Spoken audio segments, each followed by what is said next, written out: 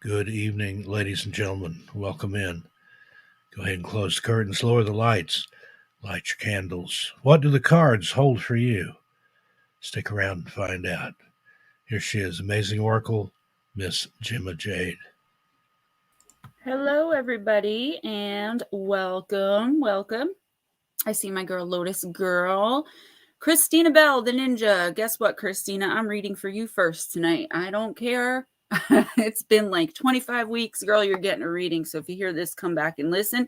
Ghost Dragons, I know you're not feeling well, honey. I hope that you feel so much better and just get a lot of rest. Brown Dot Flop, what's up? Brian Fitch, SDK. Oh, hey. Miss JJ. Julie, okay. I just want to say publicly to Miss JJ that I felt really bad because this whole week, like when things happen with technology, Steve and I and like anybody on this platform is just so used to it that I didn't give it a second thought. And I didn't realize, that it had bothered you that much, that you had thought I was upset. I wasn't. I was frustrated at, obviously, like my stream being messed up, but my Wi-Fi ended up going out and it wasn't your fault. It happens with technology. So I still love you, Mama Bear. Don't worry about it. Who else? Richard Elmore. I'm back to my notepad. Lady Nopingham.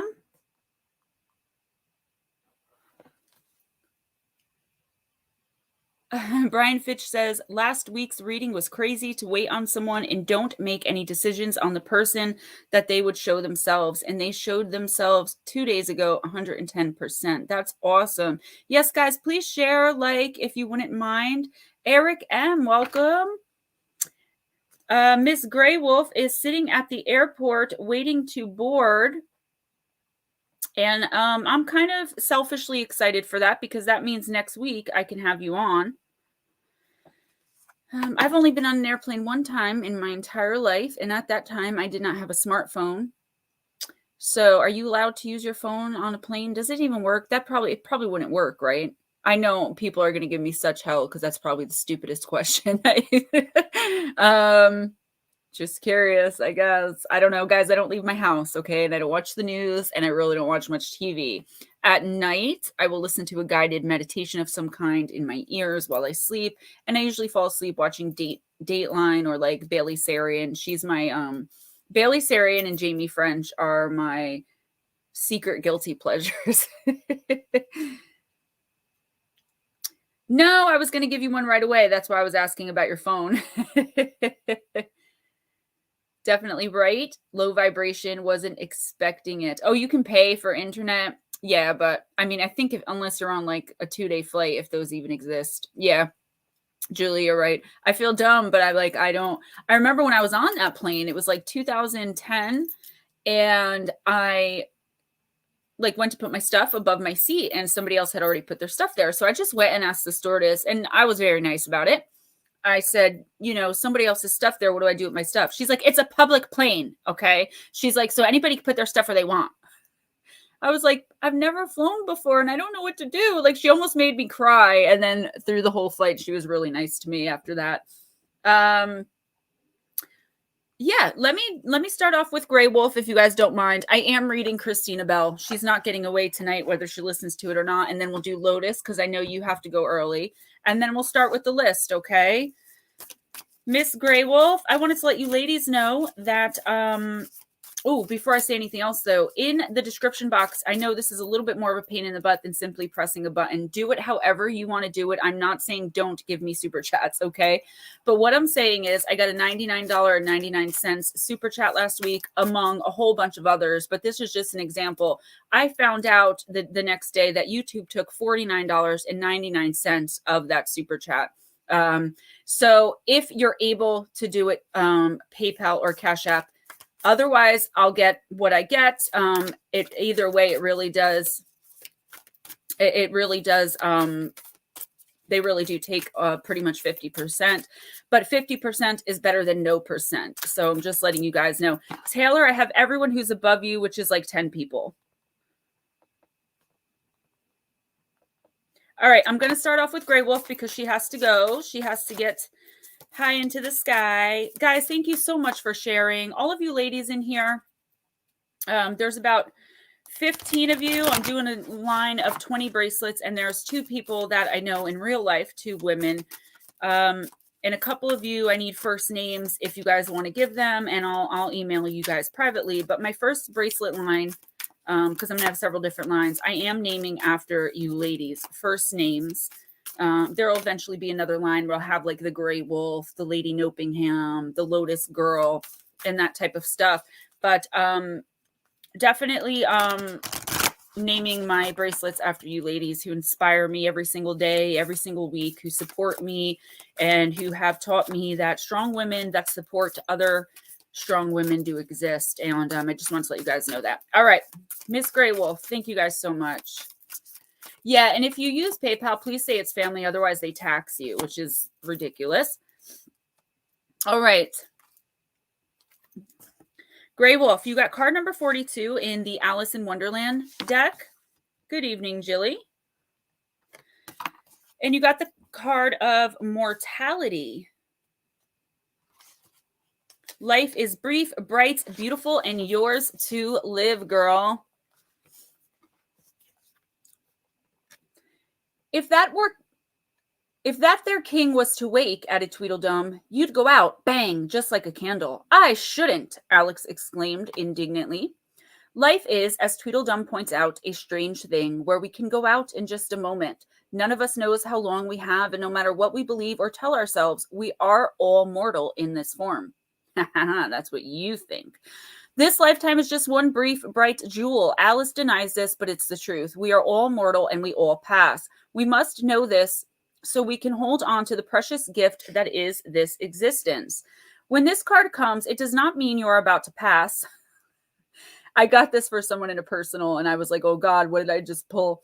It is not a card of death, but a reminder of the beauty and the fragility of this existence. It urges us all to take this life and make it as beautiful, as meaningful, and as full of adventure as we can. Too many of us live as if this life is a burden awaiting another lifetime or a heaven, which will save us from the difficulties and challenges of being mortal. Instead of living as if there is forever or a better place to go, or as if other lifetimes or existence in the afterlife will be better, live like this life is all you have. Live like this is the very best you can ever experience. Live like this is the greatest blessing, the most treasured gift you could ever have been given. Life like this life is treasured. Life like this life is heaven. Sorry, it says life like this life, but it's actually live. Live like this life is heaven, and your very existence is a miracle of creation, because we can and we will go out like a candle someday. And when this takes place, the only true measure of a soul is what we did here with this priceless gift of human life.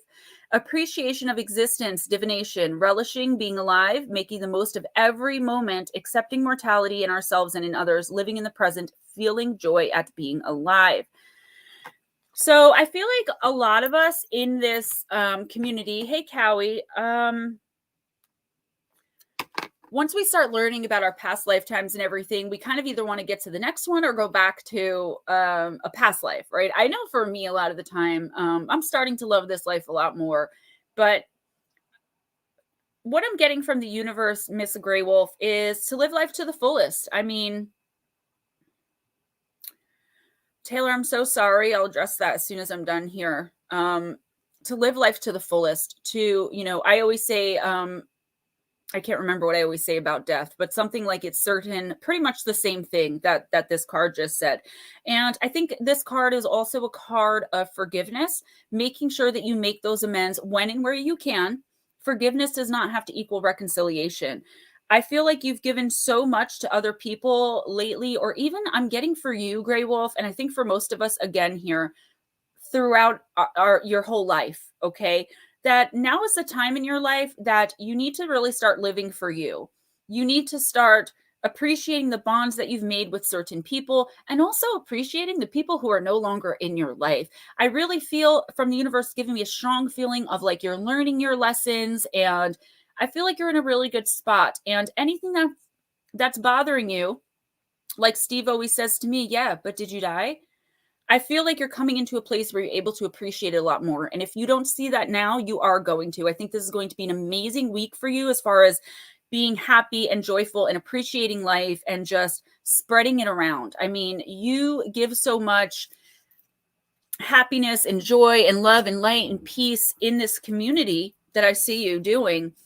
I feel like in your personal life, if you're not doing that, do it. And if you are doing it, do it 10 times more. There is someone in your life, especially this week, who's really going to need that pick me up of light that you bring, that kind of sage advice with a smile that you're going to be able to offer them.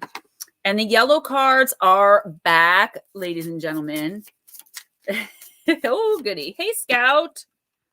Taylor, I'm very, very sorry. I can't even imagine the pain of losing a parent. I'm here for you if you need me. You can email me. I've been pretty bad lately, and I'll explain why a little later at getting back at emails, even worse than normal. But I'll probably just give you my phone number. I do with a lot of the ladies or people who are struggling. I can tell you, and it's probably not going to be any comfort right now, but I hope you think back on it and it makes you smile and brings you comfort. That moment when you know that your father's with you in spirit, you'll think about these words right now. We only leave these bodies. We only leave this coil, this mortal coil, for lack of a better word. Your father is 100% still with you, crossed over into the light, whatever you believe that is. Okay. And I hate saying, well, he's in a better place, because that's no comfort to the living. What comfort is there to the living? I've got to be honest, guys. I'll be 39 on March 1st. I've lost one person my entire life that I was so close to that I actually grieved. I've lost people. I've lost friends. I've lost family members, but nobody that I was close to except one person. So I'm not really the person to give advice on that, but being a psychic and knowing what I know, I can tell you 100% he's with you. Miss Graywolf. Oh, the present moment is effing amazing. Oh my gosh, this goes with your card. Open up your eyeballs and look around. Even if you happen to be in the poopiest of poop times, there's probably something beautiful to notice right this very second. It could be that babies have eyelashes, and how could babies get any effing cuter than having little baby eyelashes? Or maybe it's just that you took a breath and you didn't think you'd be able to do that. You did it. Amazeballs. You effing breathe. Goes right with your card, right? I mean, life is amazing if you take the time to stop and look at it. Guys, I'm in a whole new setup here. Okay, so what's up, husby? He called me the other day, my old wife from a past life. Bigfoot Anon, legend in the house. While I always encourage you guys, obviously, and you know, to go to 13 past midnight, I also want to let you guys know that I think it's right after this at 11, but it might be at 12 too, which is where it comes in. Connor, you're going to be on SOR tonight, right?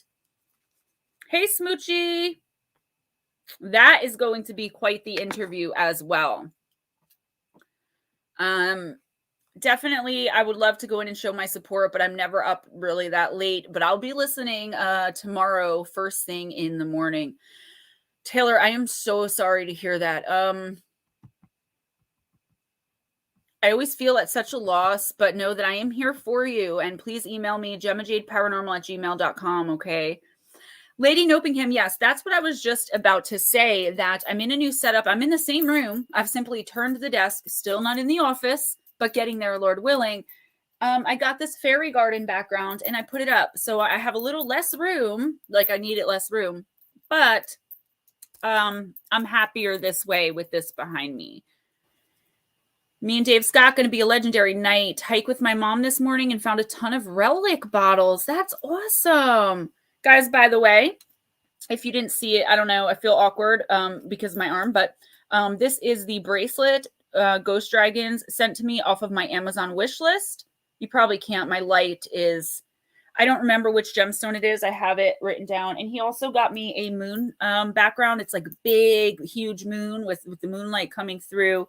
And my chalice for my altar, it has 2 kissing dragons. Thank you, Chris Jarvis, and welcome. All right, guys. So I am going to, yeah, Connor, it's going to be epic. Definitely agree. I'm going to read for Christina Bell because I've never gotten to do that. And I'm going to read from Dark Mirror. And then I'm going to try to stop yapping so much, but it's probably not going to happen, guys. And then Lotus Girl, Ghost Dragons, Brown Dot, Brian Fitch, and SDK are the next ones. And remember, guys, if you don't want a reading, just say pass or nope. Scout Inquirer, your background looks absolutely beautiful. It truly suits you. Thank you so much. I thought it did because, you know, it's supposed to be the Fae. I go into on Amazon the fairy tale, like tapestry backgrounds, or I'll put in witchy. That's actually a thing on Amazon, you know, witchy clothes, witchy decor. But thank you very much. And yes, awesome gifts from Ghost Dragons. The link to my Amazon wish list is always in the description box. When I'm like super tight on money, though, you'll notice my PayPal and Cash App are only in there. But all right, Christina Bell, if you're still listening, if not next week, I'm going to tell you to go back. You got the card of Envious Gluttony, card number 9 in the Dark Mirror deck. I have not pulled this card yet, even in personal. So let's see. If you guys see anyone come in that I don't acknowledge, just let me know, please. Going to the edge of the ravine, savoring the idea of letting go all restraint. A man has rotting, sickly skin and yellow eyes. He dresses in tatters and sticky blood runs down his chin. He has clawed feet and a crown of a skeleton alligator jaw. The upper part of his head, the lower part of his chest, like a gaping mouth. My lights are a lot closer. I'm going to have to fix that. Sorry, guys. There is a hunger sleeping just under the surface like an animal lurking. This card is not just dark. It's unpleasant, sickly, disgusting. The difference in the how we feel in front of a vampire as opposed to in front of writhing bugs. It's not an existential darkness that we can paint of romance, drama, and subtle anguish. It is raw, primal, reeking of rotting stench. It feels like there is darkness. In that black landscape, there is a hole. It says an hole, leading to an even greater darkness, and that is calling. The urge is pressed down every time, played with, toyed with, treated like something that doesn't belong here. It's like rolling in the mud, bringing out the twisted, refreshing feeling of demeaning oneself. The key is that we don't want to recognize the depth of the envy and anger. We casted it out ourselves, and now it is truly parasitic monster, impossible to accept as something that came out of ourselves. What if we bring light to the pitch dark well? What if the scary monster is just a scrawny, starved feeling? What if it's just a little thing, dark as tar indeed, but to be sorry for, not to be feared? Christina Bell, I feel like you definitely may be struggling right now. Okay. I feel like you have a negative energy attachment, or you're about to have one. May have just gotten rid of one. I know that's very vague in general, guys, but these sometimes are. I feel like you may not know it's there. Okay, I feel like you don't know it's there yet, as a matter of fact. I feel like you recognize the change in your own behavior, but you don't recognize what it's coming from, and it's coming from negative energy attachment, Christina. And it's a doozy. I don't know where it came from. Let me see. Were you channeling or reading tarot, reading oracle, messing around with, I'm trying to think, meditations to meet spirit guides or higher self, and you didn't put light up, or so? I don't know. You were doing something very innocently for the greater good of your soul, but you either forgot to protect yourself or you trusted the wrong source. So what I want you to do is, when these feelings start coming up, when you get enraged because somebody dropped like a napkin in your lap, I want you to start picturing light coming from your heart, a beautiful and brilliant gold or golden white, if that makes sense, light, just pulsating out of your heart and going further and further and further until, you know, it's like 10 feet in front of you and surrounding you completely. Close your eyes, let it breathe in the white light, the gold light.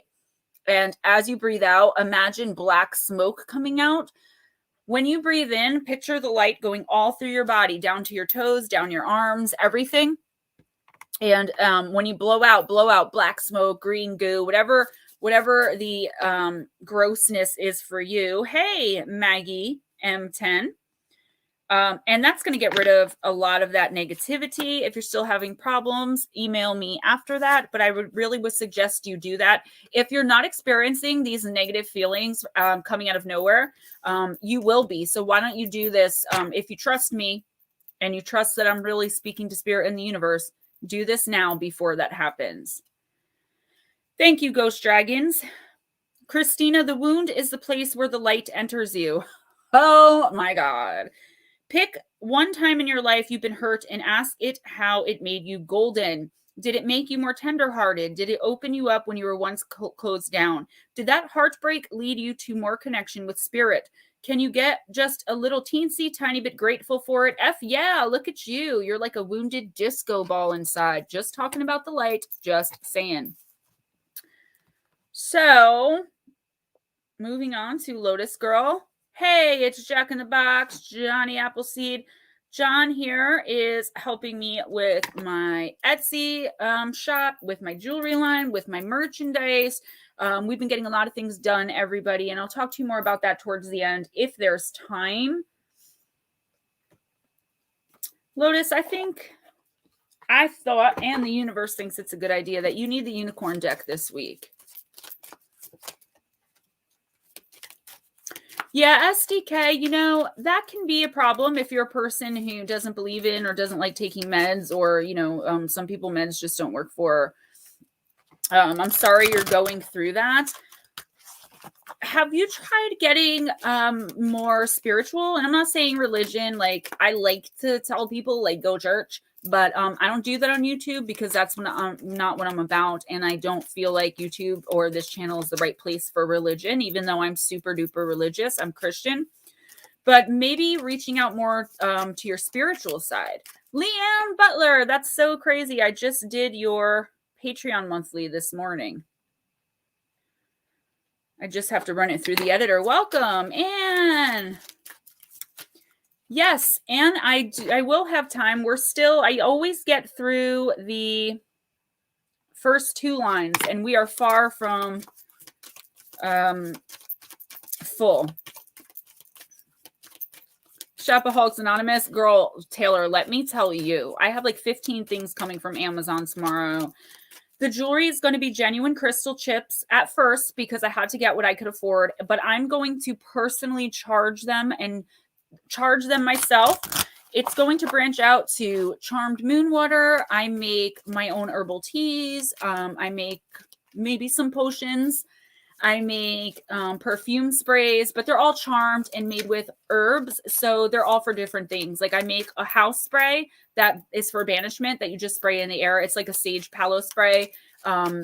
If you don't have time to sage, it'll last like up to 5 days until you can start saging. So it's going to be all things like that as well as jewelry. But right now I'm just starting with one line of bracelets to see how they sell, taking it slow so I don't overwhelm myself. Because remember, I'm also starting a brand new channel that I'm hoping to have up for the first week of February. Brasselhoff, welcome. So awesome to see you. Alien Believers. So cool to have new names and friends from other places coming on in.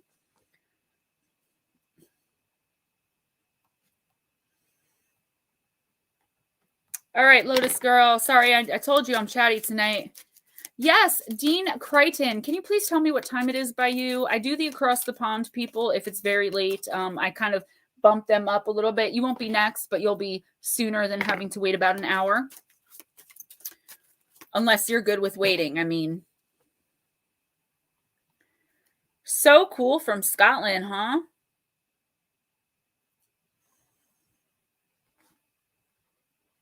I know. I'm sorry that I always think of David Hasselhoff. 12:40 a.m. All right, I'll get to you within the next 5, hon, all right? You're also new here, aren't you? Raise your hand if I've never given you a reading, personal or in this stream. All right, Lotus Girl. Ooh. Hey, girl. I'm such a goofball. You got card number 15, Cosmic Rainbow. And don't worry about it. You're not that far down. I know I talk a lot. I miss you guys during the week. Look for the pot of gold and accept joy. I am starting to see. Okay. Hi, Anna. I'm just writing down everyone who raised their hand. I'm starting to see a theme already at 3 cards. All right, I've got to get moving a little bit quicker than this. This card indicates that a cloud is behind you. The rain has gone. A beautiful rainbow, a cosmic symbol of hope, is now appearing in the sky. When you see one, if your heart leaps with joy, your unicorn opens a new doorway for you. And I'm so sorry the lights are so close. A lot of these cards can't be seen. This card reminds you to stay optimistic, Lotus Girl. Be positive, expectant, and full of faith, for something unexpected lies ahead. Unlock the portal and look for the pot of gold that awaits. It is filled with good things and even a little magic. This is a reward for all you have already learned and accomplished on your journey. The enchantment may come in any form, but it will fulfill your dearest hopes and secret desires. The generous universe is offering you gifts and opportunities. If you think something is too good to be true or that you don't deserve it, you'll miss a chance. Your guidance is to recognize that you are a special and worthy being, and that your unicorn is sending you a sign to remind you of this. You are about to receive some kind of bonus. Watch for the golden pot to arrive in your life and accept it. This card brings you happiness and contentment. Now, I know you don't feel that way right now, Miss Lotus Girl, okay? I'm not going to put your business all out there, but I know you don't feel that right now. But what this card is saying is it's definitely coming. And for as much pain that you may have to go through or sorrow right now, you may be surprised. Maybe things aren't going to turn out the way that you think. Are you perhaps catastrophizing a little bit? I think I said that right. I do it all the time. But first of all, I foresee like some money coming in, some unknown money. I don't mean like a huge like chunk, but I like maybe like a little lottery ticket, or I don't even know how it's going to come in, to be honest with you. A small amount that's going to help. I mean, every little bit helps, right? I also feel like for all the pain and suffering and struggling you've had to go through, it's not going to be this week, but this month for sure. Definitely by, I'd say, Valentine's Day, you are going to be rewarded for all of that with 10 times the joy, 10 times the happiness, 10 times the just wonder at life, right? The love, the light. But you have to stay full of faith. If you give up, you're not going to see the opportunities. If you start catastrophizing, I don't know how to say that word, or giving up hope, then you're going to be so down that you are going to miss opportunities. Okay. And I know you're not going to do that, girl, because I'm going to see you through this stuff. I'm going to help you as best I can. Like I try to help all of you guys. I just want to reiterate that YouTube pretty much takes half of my super chats, not total combined, but of each. So I left my PayPal and Cash App in the description box. If you still want to leave a super chat, if that's easier for you, half is better than nothing. So I'm not saying, you know, you can't give me a super chat, obviously, but out of $99.99, they took $49.99 like 3 weeks in a row. So I'm going to keep putting that out there. If you've been in here since the beginning, you're going to hear that a few more times as more people come in. I was very upset that that happened. That's pure greed. Lotus Girl, be yourself even if you're crazy. Stop worrying about normal ass, nothing ass people judging your cool, weird ass. I should have said but. Sorry, YouTube. There will be none of that today. Anytime you feel yourself worrying about any of those buts, remember you got to wake up to you every morning. Oh, remember who you got to wake up to every morning, Lotus Girl. You, baby, you. Your job is to make sure you're good on your own terms. Check in with what you really care about and make sure you're living up to that. Not what all these butts out there might be thinking, okay? Don't change yourself for anybody. I didn't know that Maggie M until last week when I was like, yes, like I made so much money this month. And someone was like, yeah, no, you didn't. They're like, go look, you made half of what you think you did. I was like, oh my God. Like I said, half is better than nothing, but I think that the people donating should be aware, so that'd be their choice. Moving right along here, Brown Dot. Sacred Forest. Lotus Girl, yeah, I think you did need to hear that. And I chose that deck not just because it's inherently positive. but because those are like super spiritual messages in that deck, 100%. That deck is one of the most connected decks with spirit that I have. Brown dot, you got the Pine Spirit, and that's the card of purification, card number 30 in the Sacred Forest deck. Oh, this deck is so beautiful. It has all fairies.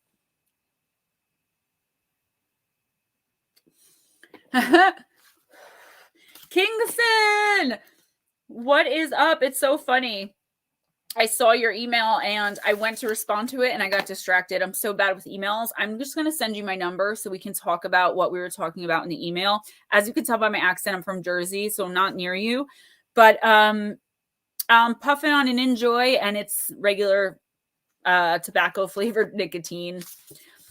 Brown dot, a soft layer of snow has shrouded the pines of the sacred forest. You can sense the formidable life force surging through each tree, even in the deepest winter. As you brush up against a branch, the snow is dislodged and softly falls to the forest floor. With simply the lightest touch of the pine needles, you can feel your entire energy field being purified.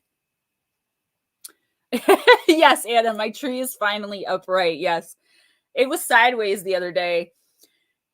Brown dot, your energy field is being cleansed of all that it doesn't need. Traditionally, pine branches have been used in cleansing ceremonies because ancient people revered their purifying qualities. The essential oil of pine is antibacterial and antiseptic as well, which is useful for protecting people from harmful bacteria. And that's true because I put that in a lot of my like health purification sprays. This card's appearance is a message to release what doesn't serve, support, or empower you. And I tell you this, guys, I tell you guys this every week. Let go of anything that feels dull and murky in your life. Cleanse your body and your environment by doing cleaning, space clearing, and clutter clearing. When your auric field is cluttered and energy is dingy, you can't see the world clearly and will have trouble hearing the messages from spirit. The time has come to lighten up, eat and live lightly before a shiny, vibrant new cycle can begin. It is essential to let go of the old. The brilliance that pours through you can then shine throughout your life and also help many people. But first, the path has to be made clear. The spirit of the pine says, let go of the old, discarded, and unused. Purify and cleanse your clutter and clutter clear your home, your body, and your life. Release whatever doesn't serve or support you. Take time for a total purification. You'll feel brighter and also be a clearer channel for the light. Brown dot, I think this card is pretty self-explanatory. And you live in the Pine Barrens. That is amazing. You're actually pretty close to me. I think we've talked about this before. And Edna, hey. So Kingston, awesome. I appreciate that. I always just want to help so very badly that I hate that it takes me, a couple weeks. But Brown dot, this card is pretty self-explanatory. I mean, definitely clear up the clutter in your home. I tell you guys this all the time. I wish I had control over this in my own house and I didn't live with a hoarder whose stuff I don't know what to do with. Like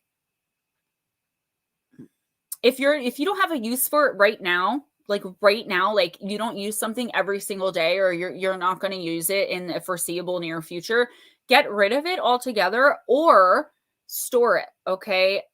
This is about making room for the light to come in and cleanse you on its own without you really even having to do anything. The universe, for some reason, wants you to be a channel, whether you are now or you aren't, and it's coming in for you. But you have to be ready. And in order to be ready, you have to, be physically healthy. That doesn't mean necessarily being physically fit, just physically healthy. It's very hard to channel and receive light when you have like a cold and all that. Your own, you can receive other people's, at least for me. And also, clutter, there are things that have negative attachments to them that you may not even know that you have. Who was it, if you're in here, that I told a few weeks ago that they had something that was like given to them or they had just brought from a yard sale and it had a negative attachment and they went and threw it away. Yeah, see, downloads are coming like crazy. So you're probably on the right track. If you want to keep that up and keep that universal light and be the light for the people around you, just look around and see if you can clear any clutter. Even vacuuming your floors, shaking out your rugs and emptying the vacuum in the garbage, taking the garbage out. Something that small can actually clear a ton of space for you. Meditation, aka shutting the F up for a few minutes. Lots of people say they don't know how to meditate. You're no longer allowed to be one of them. Shut up for a few minutes. See what happens? Yep, that's what the Buddha did. Then do it some more. So glad we have these cards back. Those ones last week were like, how did the same person write those? All right, it's going to be Brian Fitch, SDK, Maggie,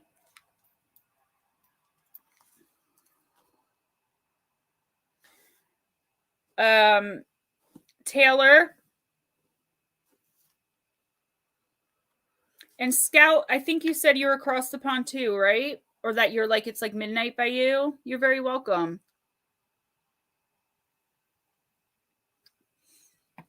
And Edna, I could explain to you what that means. I might not have time now.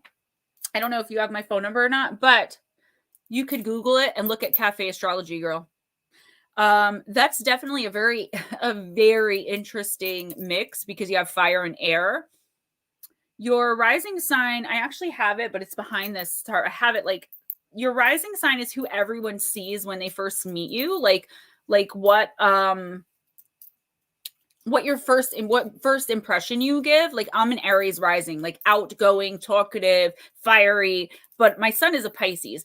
And your sun sign is kind of your goals, I want to say your innermost self, like your mentality. And your moon sign is your emotions, how you connect with the maternal figure in your life. I could explain all of it, or you can Google it. Oh,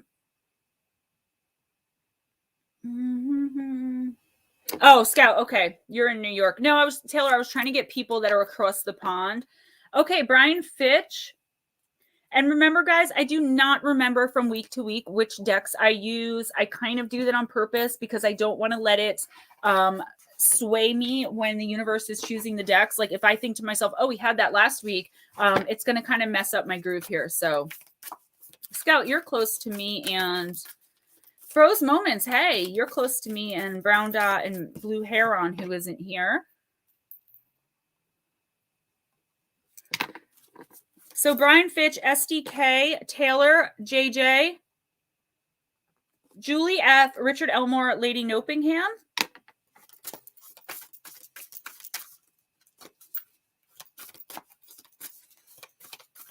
Yeah, if you go,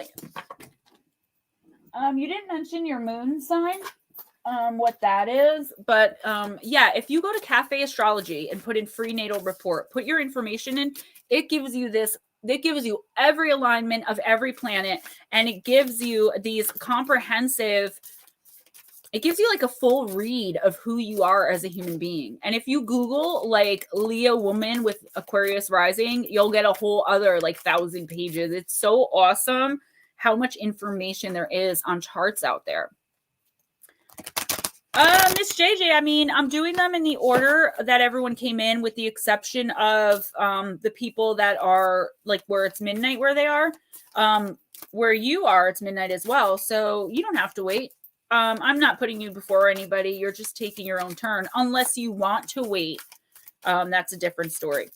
Okay, Brian Fitch. I know people are like, shut up and do my reading, Gemma. Supernova, card number 8 in the Oracle of the Divine Circus.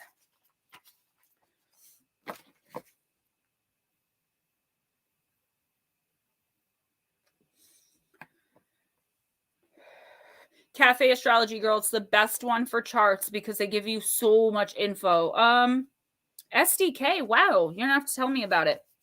Brian Fitch. Something in you needs to be unleashed. This is not quiet and steady growth, but more like a wild explosion of creative energy and sacred fire. The sparks your rapid growth will create shall ignite your body, mind, and soul, inspiring you to expand even beyond what you believe is possible. Your light will shine far and wide. You cannot control it, but you can trust it. A rocket is capable of traveling far and with great power and speed, before settling into an effortless orbit far beyond the world in which it began its journey. To launch, however, requires power. A quiet and contained power is not appropriate for the task. A raw and explosive force is needed to propel the rocket from the unknown world of Earth towards its destined orbit in space. The Oracle of Supernova indicates a time of rapid growth, so accelerated and powerful that it can feel like an explosion, as if you were the rocket being launched into space. It tends to be of high intensity but short duration. Whilst this is a positive thing, it can cause shockwaves and disrupting patterns and create feelings of instability and even uncertainty as your world starts to change in ways you don't feel are within your personal control. You may feel like there is a powerful momentum moving you out of what your life has been towards some new unknown destiny.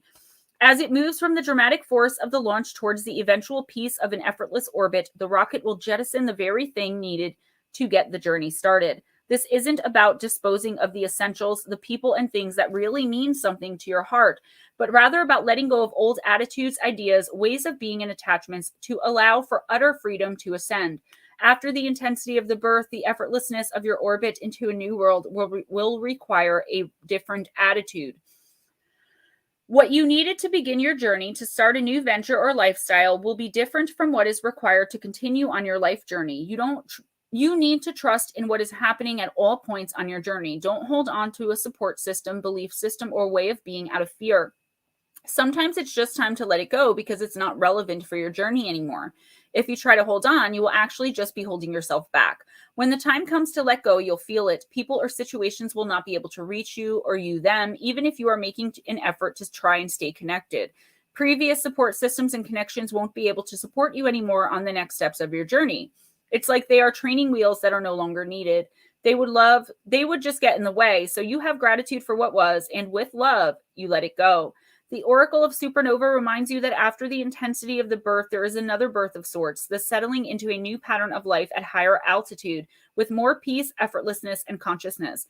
Each phase happens naturally, and you'll feel when and how to respond to each phase in your life as you learn to trust yourself. So, okay. This is pretty, oh, Dean, I'm sorry. I didn't write your name down. You go next. SDK and then you. Sorry about that. I did say that. Brian, this is pretty much about letting go of things, people, and situations that no longer serve you. And guys, you have to remind me multiple times about things. I'm so sorry.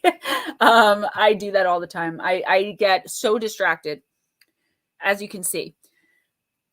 Brian, I feel like you're going through some kind of change where like you may have physical energy, but I feel like this is more talking about like your emotional energy, your spiritual energy. You're becoming more intuitive. You know when people are full of crap right away, and you're no longer sacrificing that intuition just to believe in somebody.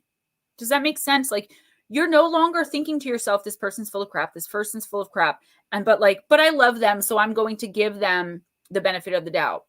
I feel like either you're doing it now or you're coming into a time where you're just like, I know this person's full of crap. Despite loving them, they're no good for me. Boy or girl, bye, right? And I feel like you're really starting to come into that. You're no longer sacrificing yourself for other people when you feel like something is going to be miserable or something is not going to be worth your time anymore. Like you don't want to waste another 4 years in a relationship with someone that you know the entire time is lying to you simply because you love them and you're hoping they'll change. Does that make sense? So when your intuition and your gut tells you it's time to move on from someone or something or some situation, I feel like in the next week, you're really going to start paying more attention to that and acting on it. I also feel like you are going to get this giant like starburst of, I don't know why I said starburst instead of just burst. I don't know, trying to be cool, of energy. And you're going to want to get everything done. You're going to be super duper motivated, but make sure you don't burn yourself out. Okay. I'm getting hydrate and eat well, which I get sometimes. Gossip dies when it hits wise ears. Here's how to get wise. Refuse to hear stories that aren't yours to hear. Refrain from telling stories that aren't yours to tell. If someone comes at you with an, oh my God, did you hear about? Stop them right there and ask if it's gossip, rumor, dirt, or other such junk. This tends to kill everyone's poop talking boner.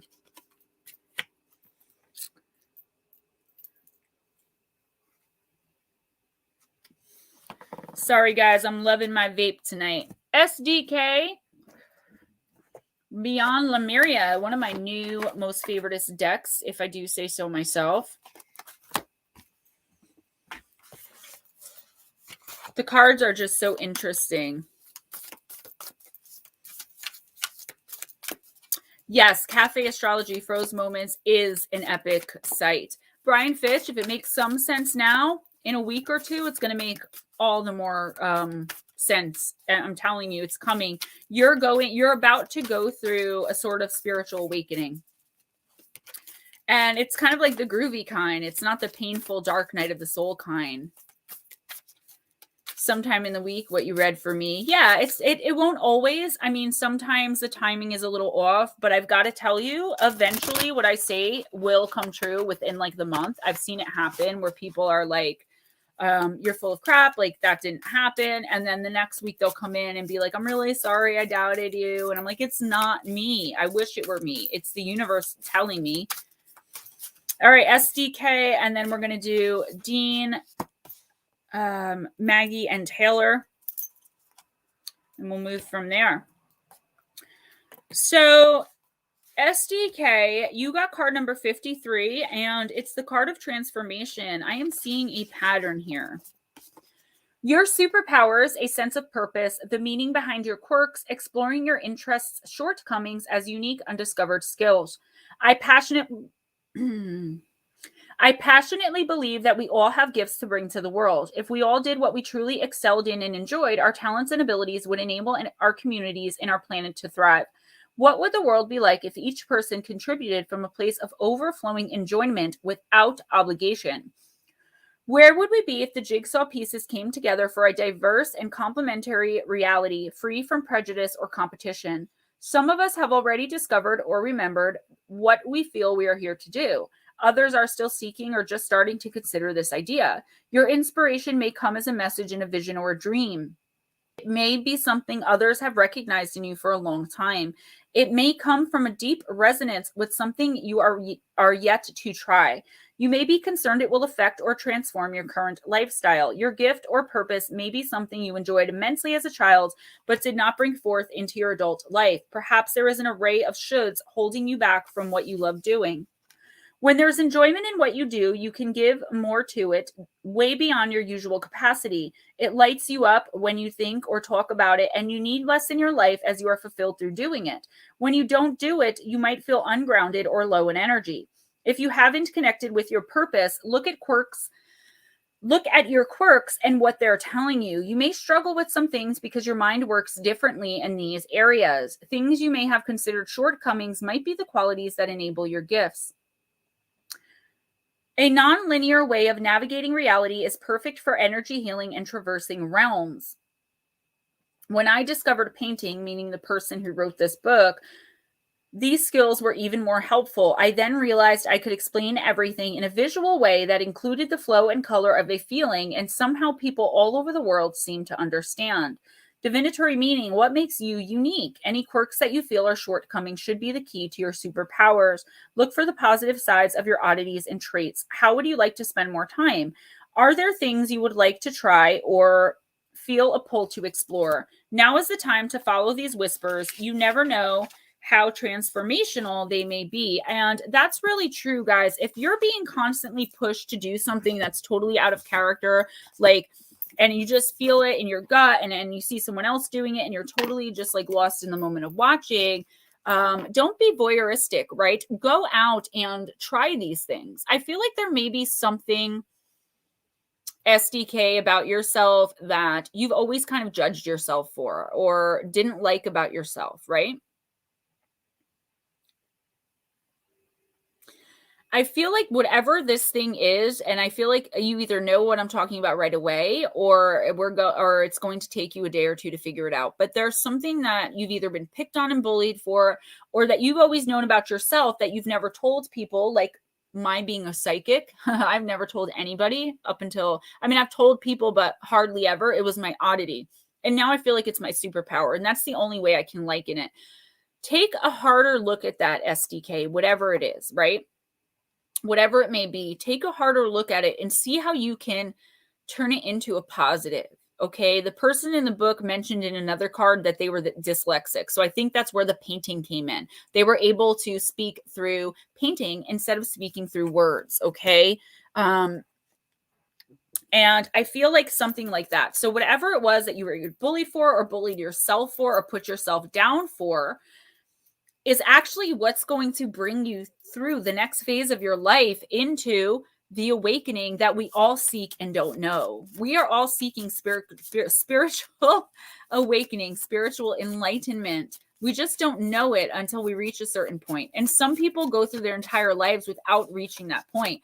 We in this community are not going to go that long without reaching that point because we're a community together. We're becoming enlightened together. Hey, Rooted in Sacredness, welcome. 3 ways to fail at everything in life. 1, complain about everything. 2, blame others for your problems. And 3, never be grateful. Today's to-do list. 1, don't complain about poop. 2, take full responsibility for every single thing in your life. 3, be grateful for poop. Tonight's to-dos. Look at yourself in the mirror. 2, see how hot you are for yourself. And 3, be grateful for your bad self. Be hot for yourself, SDK.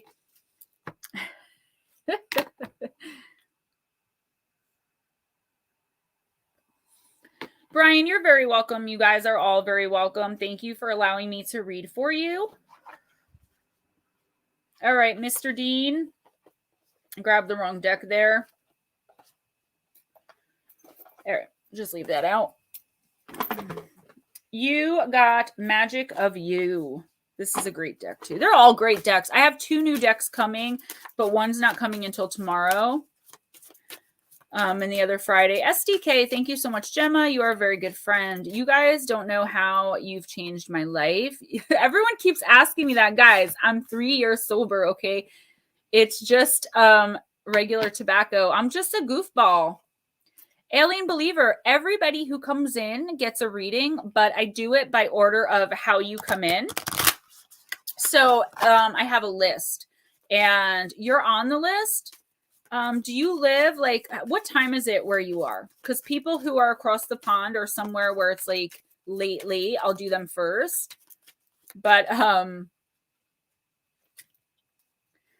otherwise, it's a list. And we all just kind of wait our turn. I love doing the readings. That's why I do them every week for like almost 4 hours. All right, Dean, you got Panacea. Guys, I learned how to say it. I have 35 now. Guys, I'm a recovering addict. It doesn't just go away, the addictive behavior, okay? You just put it towards something else. It's card number 23. Yeah, but I don't know what time it is there, Alien. Alien Believers, Ontario, Canada. Wow, I know so many people now from Canada since I started on Spaced Out Radio. So cool. Dean, when a situation, person, or thing appears to tie you down and hold you back, at the same time, there is a blessing of an opportunity for a solution and rebirth of the situation. The maiden on the card floats along, her feet not even touching the ground. This image conveys that day-to-day events in the grand scheme of her life are not holding her down or back. The rope and the rock on one foot might slow her, but the snake, an ancient symbol of the goddess, on the other is simultaneously rebirthing her. Just so you guys know, the Oracle, like tarot, has no gender assigned to it. When Panacea appears, allow a situation to transform and rebirth. In fact, expect it to. Why don't you just reach down and untie the knot yourself? Is it loose? Why are you slow to relinquish the sense of being weighed down? Why are you holding back your own magnificence? When we feel circumstances are limiting us, we should consider that maybe we are fearful of change, of being all that we could be. This card also represents the proven limitations of the patriarchal system and mindset, and how the goddess is surely rising as the snake-clad foot floats higher. Rise above petty squabbles and situations that would see the divine feminine suppressed. The indigo blue flowers speak of eternal wisdom. The wisdom of a child is born with and then forgets. Simplify things. Remember, you were born knowing. Let your life grow. It is time to let go of your fears and explore the next adventure. So there's a lot in this card. Thank you, Lady Nopingham. Hey, Ban Ban.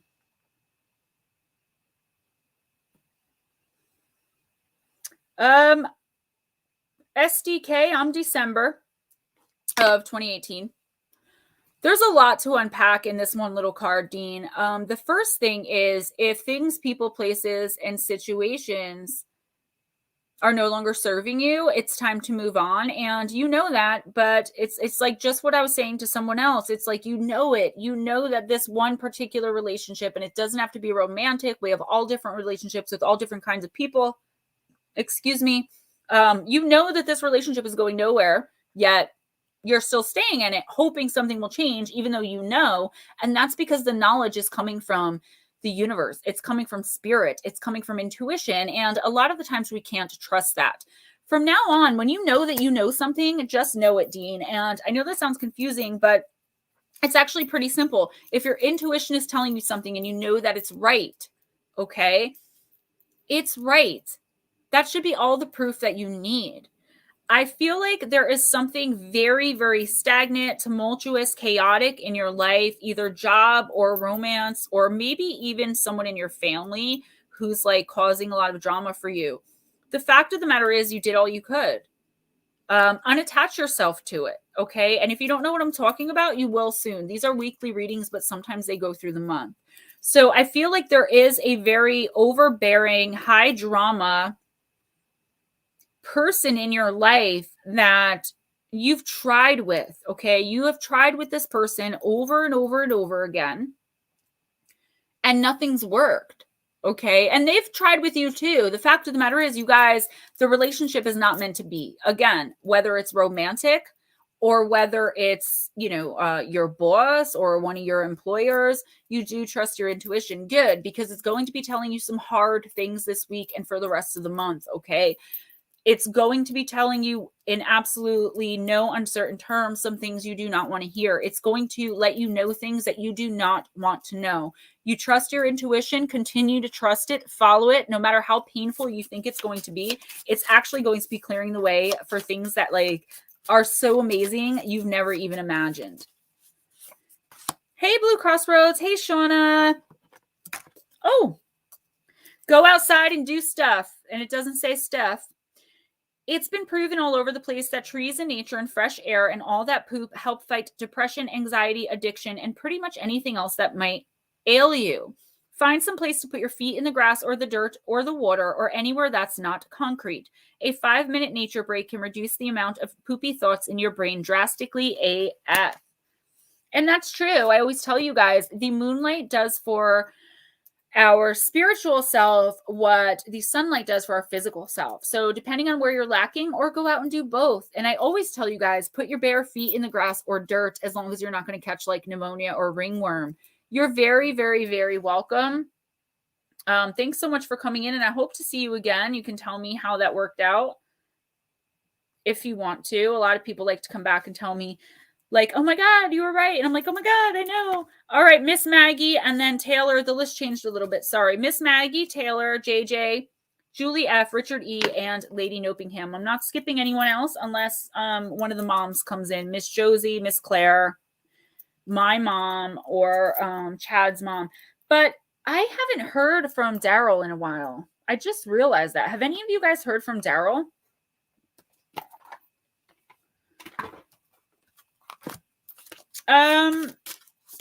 Maggie, you got Dark Goddess.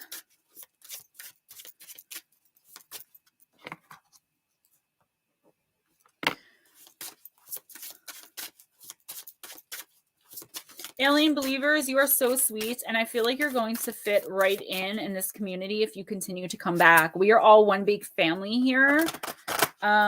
You're very welcome, Dean, and we really love and support each other. This is my favorite night of the week. I love live streaming. I really do. Guys, Friday nights from now on, I am going to be on Paranormal Chop Shop with Sunny and the boys, okay?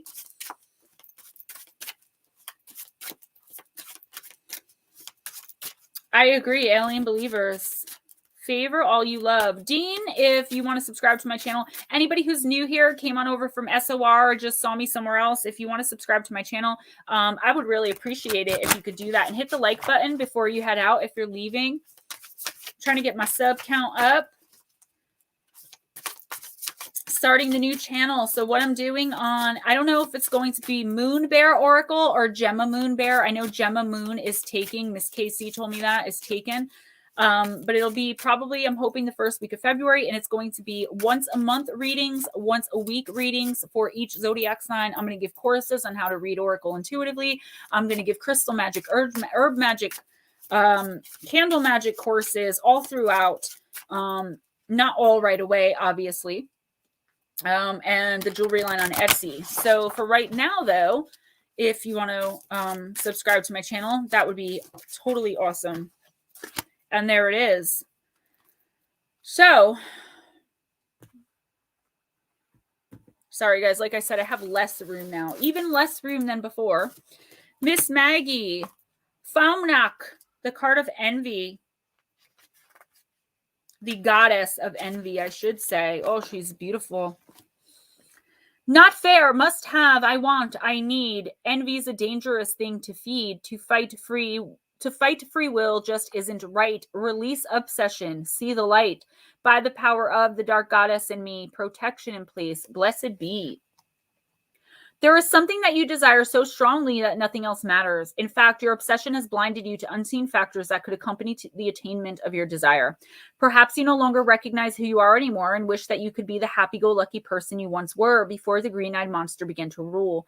The Irish goddess Faumnak has come to unearth hidden emotions that have perhaps been festering since childhood, such as envy and jealousy.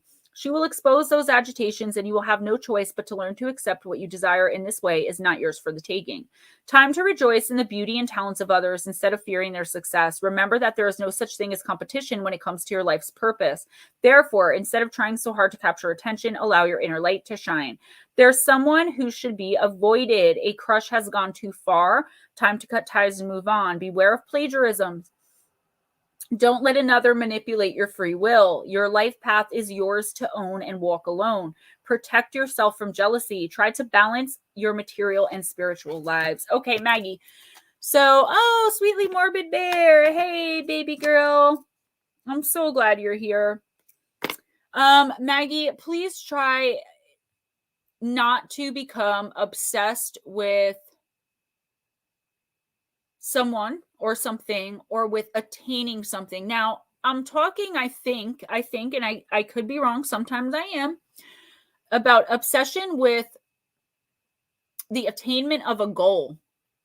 I don't feel like you're looking at other people like, oh my God, I want her designer bag, or oh my God, I want his Apple Watch. You know, I don't think it's petty poop like that. I really think that you are trying to succeed in something, and it's taking so long. I don't even think you're aware that what you're feeling could be a bit of envy. On the other hand, there is someone who is either exhibiting now or is going to be exhibiting some stalker behavior. And it's not a funny thing. It's not a joke. It's very serious. I would take it very seriously, okay? If someone seems like they're being obsessive with you or obsessed with you, if somebody, you know, isn't, I don't even want to say takes a hint, because there's no hinting with this person. You need to flat out tell them.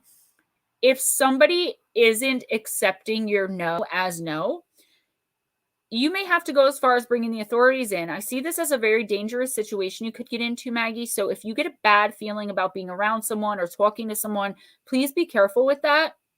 Your life's purpose is yours.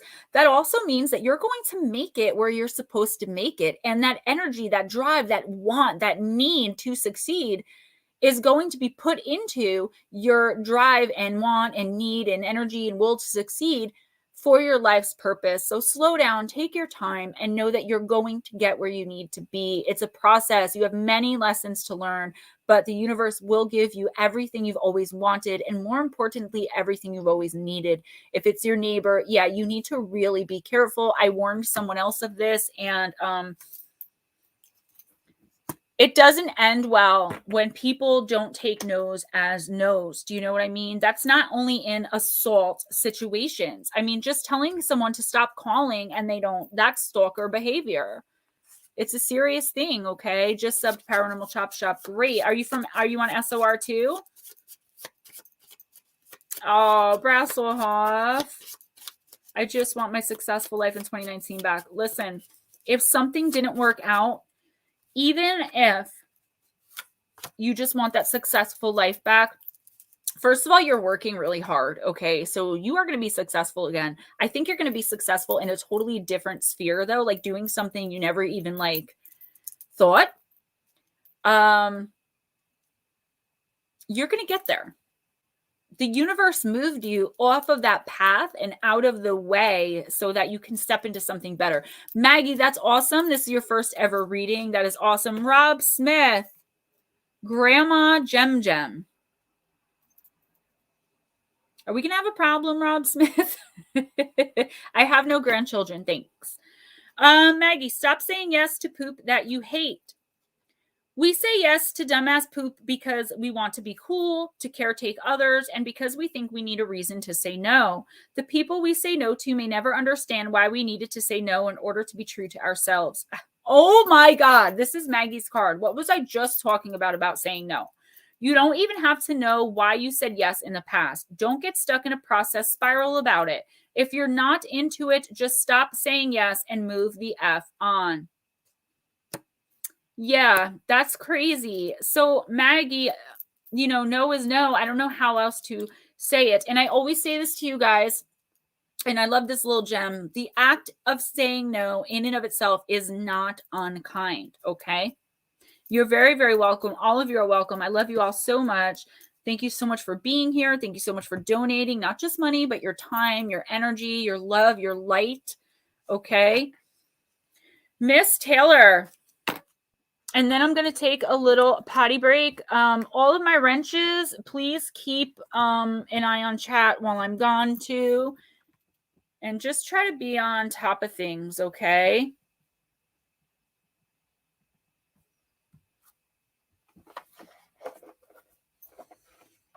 Brasselhoff, keep the hope and keep the faith. You're amazing. I met you like once or twice briefly. And I get really great energy from you. Do you know what I'm saying? So don't give up. I know it's easy to say, harder to do, but Lady Nopingham, I gave you a wrench, so you're aware. You guys are so sweet. Look at how amazing you are to each other. Do you know what I mean? I mean, I'm so proud of this stream and this family. All right, the Lantern Oracle, Taylor. Willie Rosato, hey, welcome. Ghost Dragons, thanks, boo. I know you guys got my back. Just putting y'all on high alert because that was a little weird. I don't know. The name Rob Smith looks a little familiar, though, so it could be just me being paranoid. You guys know how I get. I'm very protective of my streams. You earned it, girl. All right, Taylor. Let's do this, baby girl. Oh, boy. I always pull like the same 5 cards out of this deck. And it's not that like they're bad cards. It's just I want to read something new. Accountability, card number 19, girl. Responsibility is a gift of love to yourself and others. Beautiful and my kind of people, hearts always. Yes, alien believers. I told you you're gonna fit right in here, girl. Or guy. How do you identify? I'm getting. I don't want to say in case I'm wrong. Dean, good night. And yes, see you next week. I'm also on Paranormal Chop Shop. Not reading Oracle though. On Friday nights from 9 to 11, and I'm on the After Hour show Spaced Out Radio, but I don't think you'll be able to catch any of those live because you're 5 hours ahead, but catch them the next day. All right, Taylor. When we take responsibility for our choices, we gain integrity and the right relationship with ourselves. Optimally, our decisions are conscious ones made with consideration for the likely consequences to all involved. However, this is not always the case. In life, we learn as we go. As we become aware of a more beneficial way to handle ourselves, others, and life, we do so accordingly. We maximize our chances of this when we remain open to addressing any damage or ill feelings that arise toward ourselves and others. When we can accept constructive feedback and are open to alternative points of view on our behavior, opinions, understandings, and choices, we become enriched, more aware, and better equipped to deal gracefully with whatever life confronts us with going forward. Being approachable and okay with being called out on our less than finest moments results in bridges being built instead of walls. The refusal to acknowledge our flaws and imperfections that show up in moments of poor discernment and behavior thwarts our growth and inner harmony. The work required to address our shortcomings can trigger challenging feelings of failure, insecurity, denial, anger, resentment, fear, self-loathing, and shame. And I just want to say all of those things come from the devil, and we ain't got time for that. When we do not work through these uncomfortable emotions, they have the potential to keep us stuck. Life gets easier and infinitely more beautiful and warm the second we accept that we, like everyone else, are humanly imperfect and that this is perfectly acceptable. Amends and compassionate acceptance over our and others' flaws and imperfections heals and strengthens all parties involved. It is also a way to deepen the bonds between ourselves and others. The featured mother assures us that the things we wish we had not done or had approached differently are gifts. They are necessary for learning how to do things differently going forward. They are also what makes us increasingly compassionate and understanding to others and their actions. We are not our mistakes, but what we do with them. All of our past choices can be used to help us grow into the truth of ourselves. They help us identify what is aligned with our spirit self in the less obvious places. Accountability is an act of self-love, compassion, and acceptance that benefits all. However, the most important person to be accountable to is yourself. It can be helpful to develop the habit of checking in with yourself each day by asking, what am I doing and why? Is it aligned with my values and spirit self? If so, proceed. If not, ask yourself, is there another way, a better way that feels good and true for me to continue? Or does this behavior, thinking, situation, or person need to go? Do I need the perspective of someone who knows better and is more experienced in this area? The mother's message: when you are accountable, you stand empowered, confident, and with integrity. Okay, so I can't believe I only read like 10 people. I'm so sorry, guys. So, Taylor, what this is really saying, what I really got, the most that stood out to me from spirit is the guilt, the feeling guilty for very old actions, that I think that you've already been accountable for them. And I feel like there's either someone in your life that keeps like holding you accountable. Like I always give this example. I have this friend who's just turned 42. And when she was really, really young, her mom used illicit substances and didn't treat her very well, wasn't good to her, didn't beat her or anything, but like was kind of neglectful, as drug addict parents usually are. But when she was like 12 years old, her mother got her stuff together. So from the time she was 12 till she was 40, her mother got her act together and was in her life and was a positive role model and influence and all that. This girl, every time she gets drunk or mad, calls up her mom or berates her mom on Facebook, talking about all of those horrible things that I'm sure her mother regrets and feels guilty for.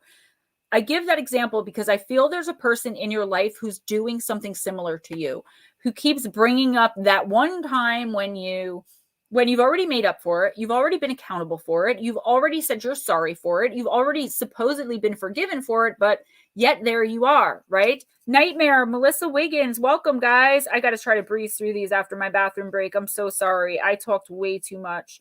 I feel like there's someone like that trying to manipulate you and guilt you into feeling bad for something you did so long ago when you've already more than made up for it. If there's someone like this in your life, this is toxic energy. This is vampiric, psychic vampiric energy. Cut this person loose. Like, do not keep allowing this person into your thoughts. If you have guilt, okay, about anything, know that doing things wrong and even sometimes doing bad things is the way that we learn. We can always be forgiven if we just ask for forgiveness. Even if the other person doesn't forgive us, the fact that we understand where we went wrong, we know how not to do it again, and we've accepted accountability, that should be where the healing comes in, not necessarily accepting the forgiveness from the other person, because people are a-holes. Not everyone's going to give you forgiveness. They're going to keep holding stuff over your head. Taylor, do that. Yeah, I mean, you'll know the next time you have contact with them. Do you know what I mean? Because they're going to manipulate you into doing something for them that you don't want to do, or lending them money, or letting them borrow your car, or letting them stay on your couch. There's something that they want from you and you're not going to want to give it, and they're going to know you don't want to give it.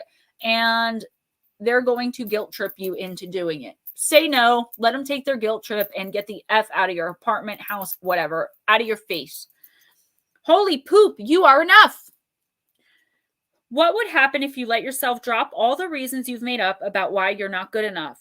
What if you tried it just for today, Taylor? You can always go back to believing you're not good enough tomorrow, but you may find that you really like the way it feels to like yourself. Like really like yourself. It'll be kind of nice. Angels are live. Welcome. Guys, I have to take a short break. I'm sorry. I didn't get very far, but I'm going to try. We don't even have 2 lines yet, so we're good. So coming up, I have JJ, Julie F, Richard E, Lady Nope, Eric M. I read for them already. And Jilly. Okay. Those are the next 1, 2, 3, 4, 5, 6. All right. I will see you guys soon. Yes. Blue Crossroads. Thank you. It's all the Red Bull I've been drinking. I'll be right back. Usually takes me 3 to 4 minutes. I've been told.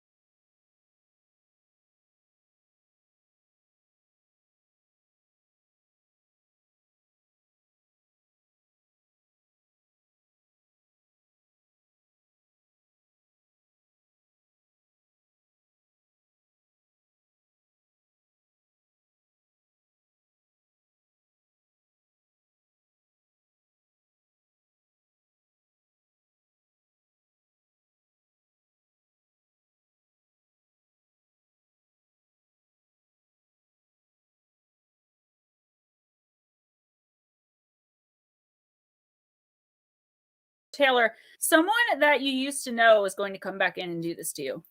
I feel like it's a past person. I'm getting past energy. So, all right. Miss JJ Elque, that rhymes. I could rhyme all day. What do you say? Okay. Hey. I don't know. It's the Red Bull, guys. It's the Red Bull. Little Michael Jackson for that.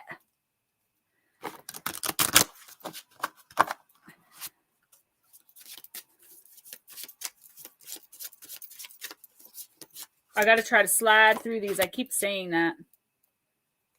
Oh, that's so sweet. Who just said that? Bathsheba. She said, my BF warmed my llama onesie by the fire so they be toasty when I put them on.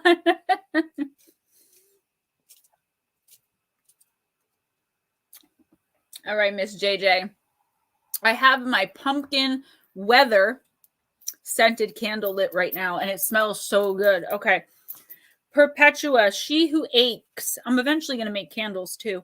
Sadness, solitude, silent withdrawal. Oh no. Let's see what this is about. Beautiful card. Perpetua, she who aches, epitomizes the silent despair sometimes felt when you are separated from something or someone you love. In her heartache, Perpetua has chosen to withdraw into her garden hushed with snow. In her hands is her journal where she pours out her pain. Her faithful magpie bears a gift, but she doesn't see it. The gold ring in his beak goes unnoticed, as do the sheets of paper she has cast aside. If only she would see the beauty around her in the quiet trees, in the kindness of a friend, in her ability to create, then Perpetua might break through her own sorrow. She tries to cover her pain in layers of gorgeous fabric, but when she keeps herself from others, she remains in this solitude of sadness. The message of this card is that you may be needlessly mired in your own grief. Pain is inevitable, but suffering is optional. Make sure you are doing the work that must be done so you can escape this wintry garden of frozen tears. While it can be hard, you can rise from your place of detachment. Writing is a good thing, even if it's a letter you write but never send. Consider starting a journal if you haven't already. Free yourself by releasing the words racing through your mind, and do not ignore offers of help and assistance.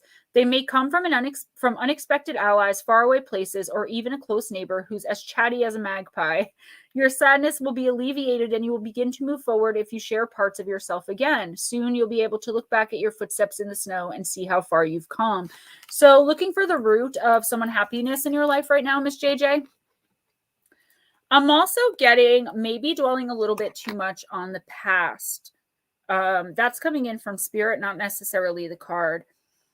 That maybe there's something that you really regret.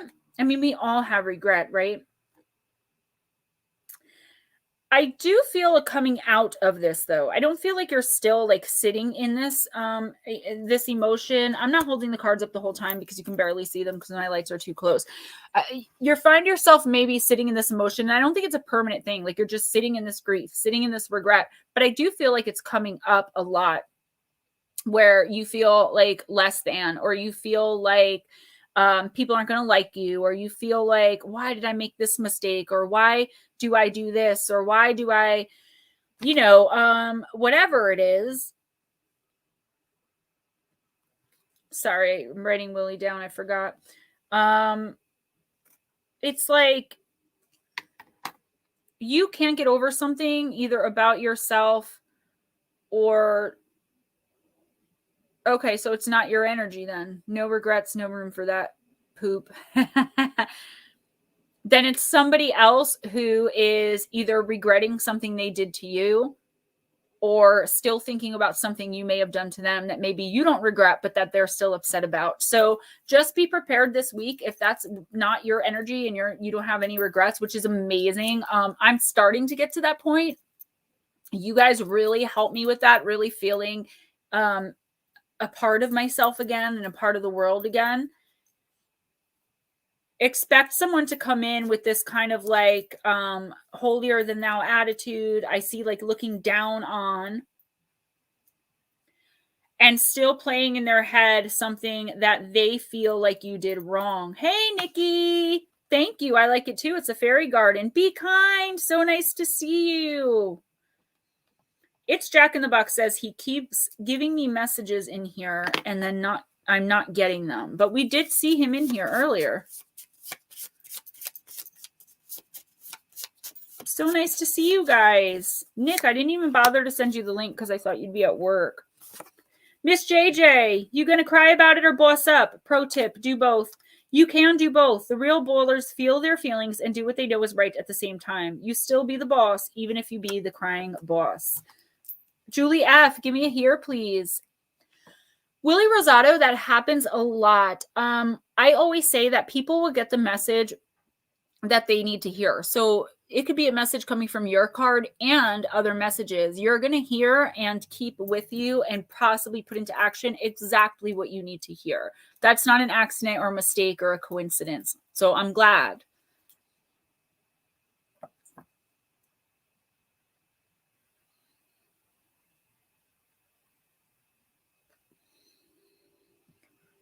I'm just waiting for Julie F. After that, Richard Elmore, Eric M.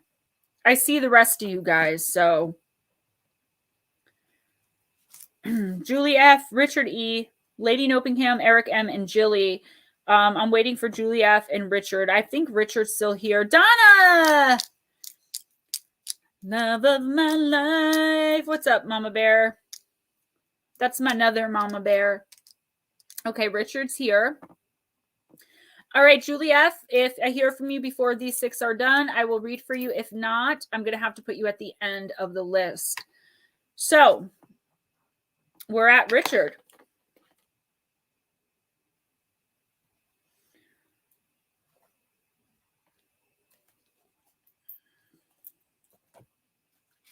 I think Julie left too. People get, they have other things going on, or sometimes they get really impatient with me because I do talk a lot, and I will skip certain people to the front. But it's only people that are not going to be able to hang around for their reading, for whatever reason. And if someone is just coming in for a reading and leaving, yeah, I know Richard's here. Thank you, Blue. He's got the unicorn deck. Not that I mind that people just come in and get a reading and leave. I mean, I'm here, we're here to hang out, but I try to be fair to everybody, and I don't play favorites. I don't think I do. I accept the new people. I always read them first if I can.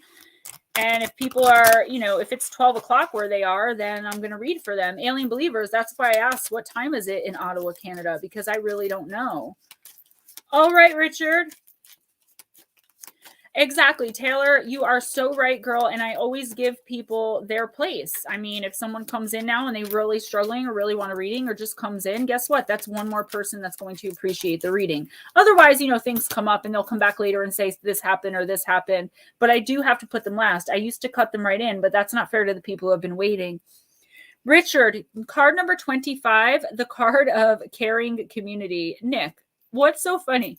He sends me this thing and it's like, I can't promise you the world, but I could promise to buy you tacos and touch your butt.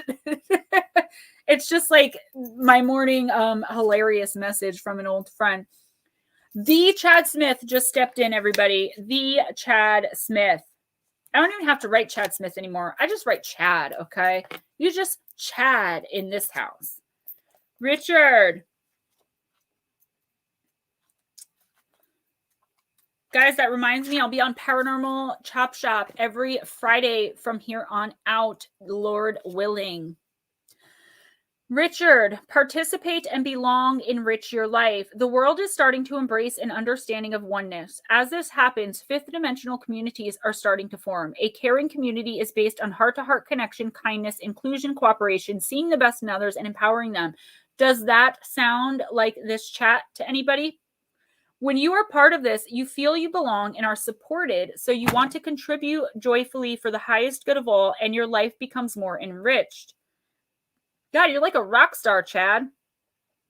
If you are already part of a caring community, your guidance is actively to deepen your commitment to it. If you're not, it is to take a step towards co-creating a caring community in your workplace or your neighborhood. Smile at a neighbor, talk to someone, volunteer, plant some flowers in a communal place, or actively do something to bring people together.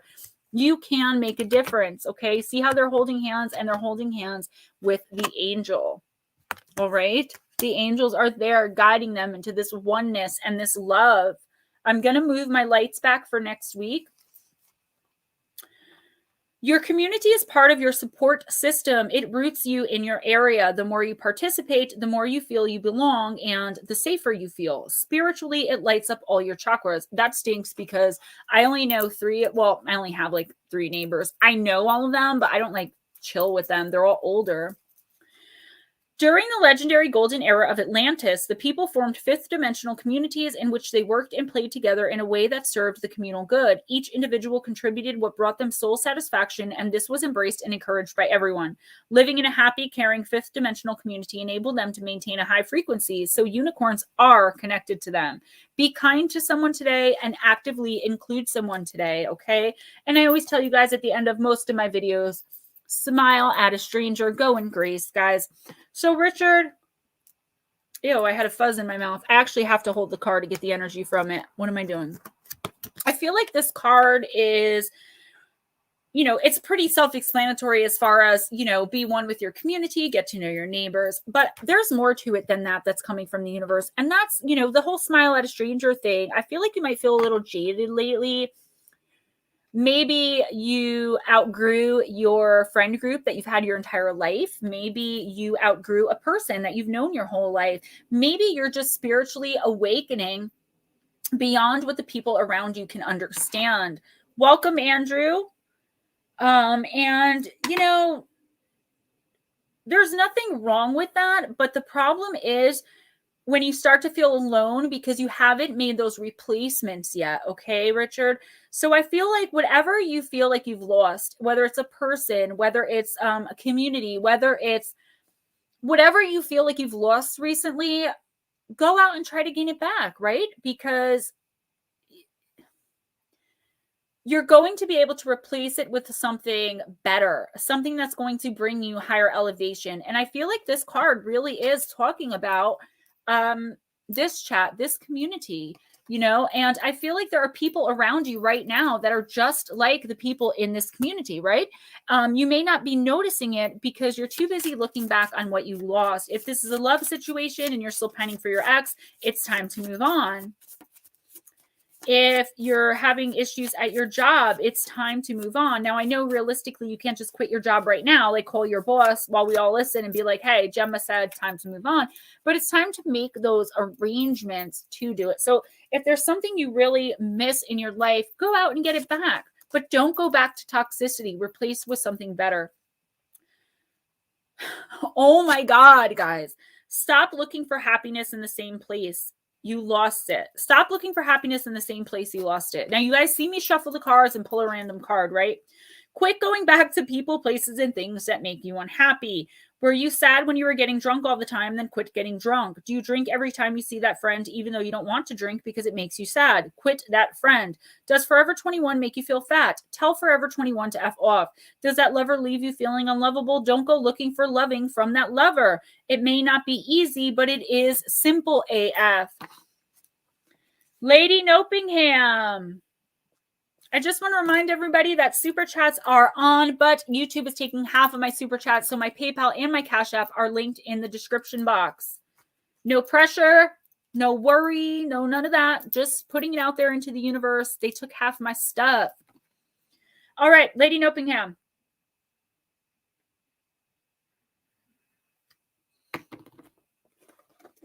Angels and ancestors. I've been waiting to crack this one open. Pancake. Oh, hey. Notice that guy who called me grandma left after that? I totally get it. Okay, good. Sometimes the message on the card is slightly or a lot different than the message from universe. Guys, always go with the universe. Always go with spirit. That's why, like, I love people who read from the book, and that's awesome. I've tried to just read from the book, and I can't do it. I have to give more. I've actually read on people's, like, channels, and the interview never came out because I couldn't stop. I kept just going and going. All right. Lady Nopingham. I just love shuffling. Just shuffling makes me feel so good. Shaman. Trust in higher forces.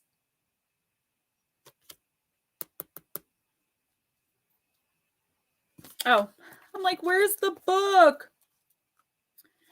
Hey, Melissa. Yeah, Melissa. I've been just doing choice, universe's choice. I've been doing that for like 5 weeks now, girl, because it's just too hard for me to have to count out numbers and all that stuff. And it's actually working out the same or better. I'm not really taking numbers either, but I will for you this week because your tribe. But next week, just know it's all universal. I let Connor do it too. It's no big deal, girl. Lady Nopingham, trust in your angels, guides, and ancestors. If you have given your power away, claim it back. On the inner planes, all of the shamans of times gone by are helping the human race to understand the complexities of life and the needs of Mother Earth. Many are working as spiritual guides and light workers and light warriors. Sorry, I got confused. The shaman card brings the energy of your shaman guides to you. Shamans believed that when there was an illness or a disease, it was because of a person's power had been left behind somewhere or a negative pattern had installed itself on them. In trance, they would travel to the underworld to recall this power and remove this quote-unquote demon. If this card comes to you, it's because you need to do some release work with lower energies or with your lack of trust in the spiritual energies that are guiding you. The shaman will aid you in your request. I got an itch on my eyebrow, and if I wipe it, it's going to wipe my eyebrow off. There are spiritual allies working in your favor, and their miracles will unfold much more easily when you move into a state of trust. So call back your power and stop allowing external forces to divert you from the miracles you deserve. I have such a bad problem with this, girl. Hand over all of your concerns to your spiritual allies. When you do so, you allow them to send you intuitive guidance and messages that will allow you to correct this situation and come out on top. The Shaman card also shows that you have shamanic potential to move between the realms and connect with the guides in an extremely personal way, like I do. But I still give my power away almost on a daily basis because I go along with stuff that I don't want to go along with. Sometimes we have to do that out of necessity, okay? As long as we know in our hearts and in our spirit and in our souls that we're moving towards something better, as long as we're actively working towards something better. Did someone named Agate come in and I didn't see it? I'll just put that there. Probably not going to get to them. Mike J, beholds. I miss you so much. I wrote Miss J instead of Mike J because I said I miss you. I'm sorry, Lady Nopingham. So as long as you know that you're going, as long as you're trying to attain something better, I feel like spiritually you are on a very spiritual path right now. And if not, you're going to start in the next couple of weeks, just really finding this sense of connection to the universe, even with nature. I don't know if you're a witch, a natural witch or a learned witch. It doesn't matter, but I feel like you could be if you wanted to do stuff like that. You know, the charms and the circles and the casting and all that. Nothing bad. That doesn't mean she's bad. I know you guys know that, but for people listening afterwards, you definitely have light healing and light worker potential. You could even be an earth angel. Yes, Brasselhoff, I totally can squeeze you in. Thank you for letting me know. I'm writing that down so I don't forget. I would urge you to explore that. If you're already exploring it, continue on. Don't let anybody naysay you. I'm getting a lot of like, you shouldn't be doing that. You're doing this wrong. What's wrong with you getting involved in that? I'm getting a lot of like old women in the beauty shop, like little blue hairs with the things on their head, gossiping, and you're the brunt of it. You know what this card is saying? Forget them. Forget everybody because they're not you. They don't feel what you feel, and you are so aligned right now. Okay? I feel like this week is a good week to just kick back, relax, connect with your guides, do some saging. Definitely sage, because I feel like there is some negativity coming your way this week because you're really starting to achieve some of your goals. That negative drama, chaos is going to come in to try to throw you off. Okay, so this week, relax, take a ritual bath, spend time in nature, take a week to do that if that's at all possible.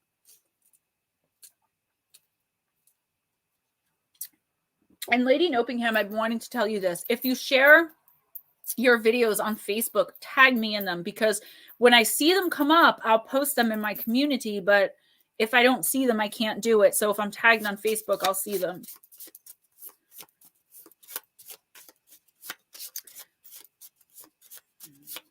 Who's looking for a timestamp? Was there an orb in my room, or was it my ladybug fairy that lives here? See, Mike J, I like that. You said things have been a bit crazy around here fast, but in a good way. I was saying that the other day, like, I'm so incredibly stressed out, but it's such an amazing kind of stress. I found out that I had to scrap most of my book that I wrote for my second book that Steve and I are doing, the 101 Ghost Stories, and it's due Sunday, and I already got an extension. It has to be handed in, and I had to scrap most of it because I thought Ghost Story was like a scary story. I wasn't really thinking. I was trying to get it written. And Ghost Story means a story that has a ghost, a specter, a spirit, a demon, a haunting, a possession. I should have known that, but I didn't. And I'm struggling a little bit, but I will get it done. So, Lady Nopingham, pretending to be a savage won't heal that hole in your heart, baby. You know who the real OGs are? The ones who ain't got poop to hide from anyone, especially themselves. Real OGs claim their humanity. They hold those wounds up to the light like Mufasa holding Simba. Can you hear that inspirational music starting? Yeah, that's you starting the hero's journey, Lovebug. I told you, you are on your own journey. I'm going to go for Brasselhoff really quick. Let's give them a good one. Give them a good one, y'all. All right, I've got to get to it. It's buried, but we'll get there, guys. We'll get there, okay? Just bear with me. For crying out loud. As soon as my mom takes RJ for the weekend, I will be in my office. Brasselhoff, you got the oracles of shadow and light.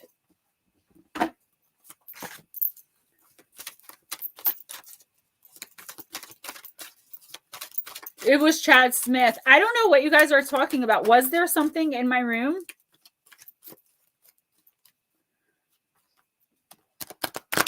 Chad, get back under my bed. Get back in your dungeon, Chad. And who gave you permission to go online? Could you imagine? All right. Out trick-or-treating. We're here. All right, let's do this. All right.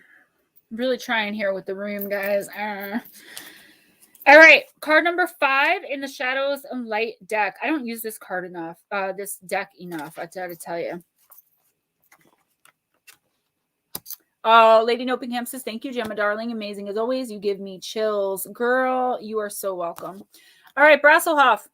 Knock, knock. They're here. Are at your door, front or back, or at a window dressed in black. Appear 4 little ones, if you include the little jack-o'-lantern.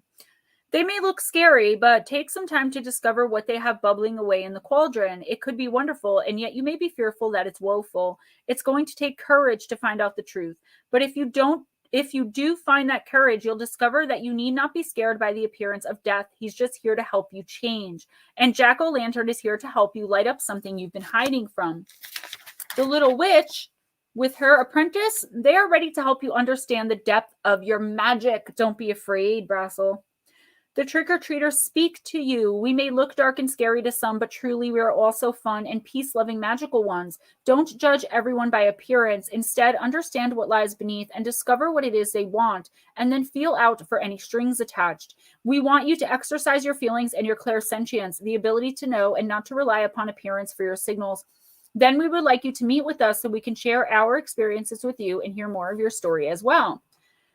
It's up to you now to decide whether you're going to take the time to discover what something is really about or simply judge it based on how it appears to be at first glance.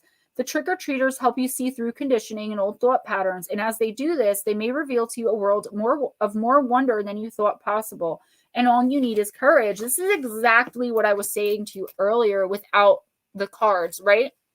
I was telling you, you know, there's something better coming for you, like longing for the past. But the problem is, if you keep looking back on the successful, as you said, quote unquote, you of 2019, I think you said, you're going to totally miss these trick-or-treaters at your door, the treats, the abundance, the blessing that is coming in for you. If you're not looking forward, how can you see what's right in front of you, right?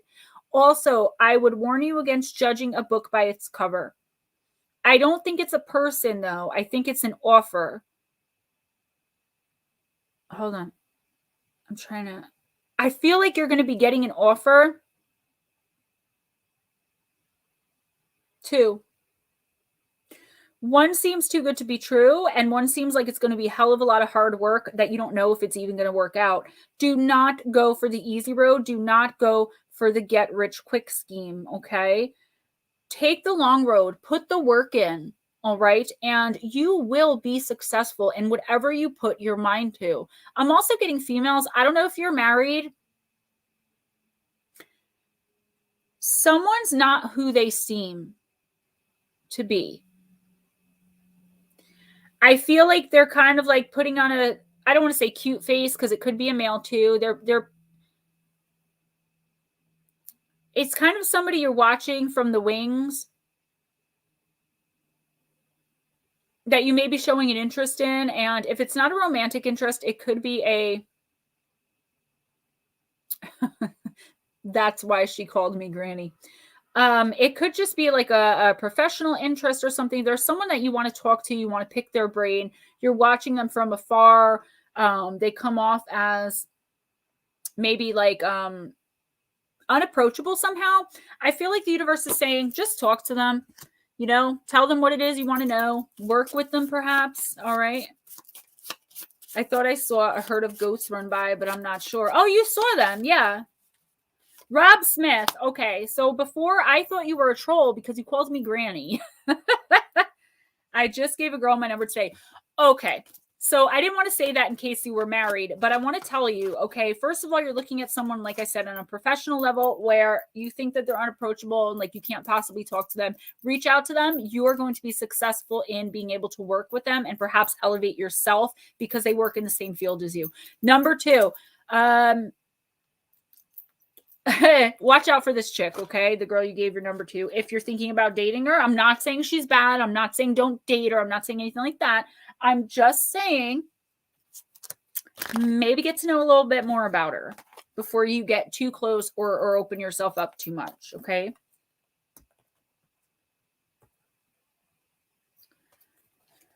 I'm just looking. I'm going to have to be bending down again, guys, because I have nowhere else to put these decks. Okay. Eric M, Jilly Doom, Cowie, Scout, Bigfoot and On, and Smoochie. So if you guys can all give me Jilly, I know you're here. Everyone else, I kind of need you to tell me you're here. Eric M, Jilly, oh no, Eric M, Cowie, Scout, Bigfoot and On, and Smoochie. I think Smoochie is here, but she's buffering. Brazoff, I told you, like, I know what I'm doing, dude. You're very welcome. Just get to know her a little bit, okay? Don't judge a book by its cover, and that means that goes both ways. Just because someone's really cute doesn't mean like they don't, you know. I'm just saying, please, bro, you're my bro now, so you know you're one of my boys. I've got Sonny, I've got the Smith brothers, I've got Big Willie, John Hudson, Dave Scott, always Steve. Cowie is here. Nice. Angels, you are far on the list, but don't worry because a lot of people leave. Melissa Wiggins, I've told you this a million times, baby girl. I still film on my iPhone. And I have an iPhone XR. I have a 10R. You don't need a good camera, girl. And you don't need really skills to edit either. I can show you the easiest software in the entire world. Literally, all I do is this. Click, click, delete. Click, click, delete. Everything I don't want in it. That's it. That's all you need. It's basic stuff just to start out. And now that I'm like getting to know more people and I'm getting more opportunities, like I have someone who said he would edit my videos for me, no problem, for no money, just to help me out because he had a little bit of extra time. So you'll get to know people who will help you. I'm launching the jewelry line. I'm launching the second channel. You know, in the next few months, I won't be so busy. I'll have a babysitter for RJ. I'll be able to help you. A lot of people in this community will help you, Melissa. If you want to do it, I say do it and stick with all of us, because if you come in right away being supported, I'm not saying I'm a huge channel or I'm a big deal, but if you come in being supported by people in the community, with your videos being shared, it's going to give you a little bit more credibility and people are going to give you a little bit more leeway because of that. All right. I just saw Smoochie. So I'm waiting for Eric and Scout and Connor. Connor might have left because he has that interview tonight.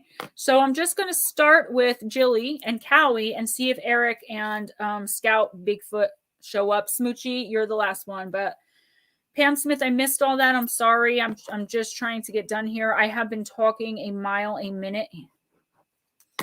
All right. Jilly, we're going to go with the Faerytale Oracle. All right.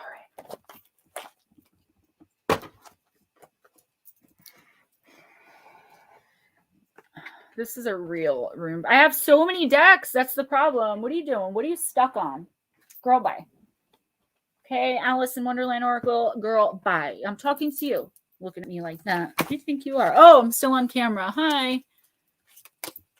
Thank you, Mike J. I'm finally doing just Oracle. Mac, hey, welcome. So good to see you. What? I thought you were talking about the game, Pam. Didn't you say something like that in a stream the other night? You were saying like that you your neighbor said that you stole his car or something. I don't know, girl. All I can do is send you my energy. I can't even touch that one, Pam. I don't even know how something like that happens. Yeah, Ghost Dragons, right?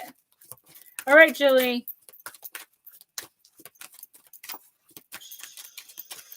Boom. The Princess and the Pea, the card of sensitivity. And it's card number 3 in the Faerytale Oracle. I'm sorry, the artwork on this one is really one of my favorites. Once there was a prince who wanted to marry a princess. Only a real one would do. There is no hiding who you truly are. Even if you were to forget your own past, your character will display where you're from and who you are. Excuse me. This card is about those who are sensitive and clairsentient, clair-feeling. The ability to discern something slightly amiss can be challenging to live with, as is the sensitivity you experience in environments that are strange and new to you. Some people may find you difficult, fussy, and even accuse you of falsifying your own sensitivity, but others will understand that some people are able to feel what cannot be seen by the human eye, and their true value can be recognized by observation of their actions. While the being at the center of this story is a quote-unquote princess, this does not mean there is any entitled attitude taking place. It is simply that there is a kind of rare quality to you. Some will deny this, and others will recognize this and value you for who you are. Your life will not always be easy. Feeling so much so easily is difficult for you and often for others around you. But when this trait is worked with well, when you can use this ability to feel and sense what is around, it can be of great value and lead to great strength. So you must learn to work with your own sensitivity and to harness its power for the good of others, and to deal with the hypersensitivity in ways that are healthful for you too. You cannot pretend to be other than what or who you are. Others will always find you out. So no more pretenses. Come out into the open with who you truly are, what you can sense, what you can feel, and how you know what you know. And be authentic, Jilly. It is already known who you truly are. Your incredible sensitivity will be revealed even when you're asleep. No matter how much the disturbance is hidden from you, you will feel it out. Such awareness must be learned to live with, else it could haunt you, and you must find others like yourself to be amongst. The layers cannot cover who you are. There is no mask you can wear. There is no place you can go where you will feel differently. You are who you are, and beneath the layers, the pea will find its way into your skin and bruise you deeply. Girl, what are we talking about here, Jilly? Being you, not hiding who you are from anybody, okay? And I always say this, like, let your intuition be your facts. I'm sorry, my computer keeps shaking. It's because the book keeps hitting it. Let your intuition be your fact. If you know someone's cheating, confront them. Where's your proof? Right here. That's it. I know that I know. This is who I am. This card means a lot to me. Exactly. You're a unicorn, and therefore you must be one. This card means a lot to me because of my whole life hiding who I am. And now coming out with it, a lot of people that knew me are like, that's not true. And it's like, it is. I just hid it from you. That's why I was always so weird and awkward. Mike J, that's awesome. You just bought the book. So cool. Let me know when you get it and let me know what you think. Mike J also says the moon is waxing, so now is a good time to bring positive things to yourself. Absolutely. Absolutely. Jilly, I think this card is pretty self-explanatory. You know, being yourself, letting people see the real you so that they're not surprised by it later on. That's not fair for you to do. But what it's not fair for others to do is to judge you for who you are. I'm getting another message, though, like really strongly, is for you to be exactly who you are. Stop being so sensitive about it. Like, the more you're concerned with being clairsentient, you know, we've talked, I'm not going to put your personal business out there, but the more concerned you are with how others are going to see you, it's like you're pushing people away without even realizing it because you're so nervous you're going to be judged. Give people a chance.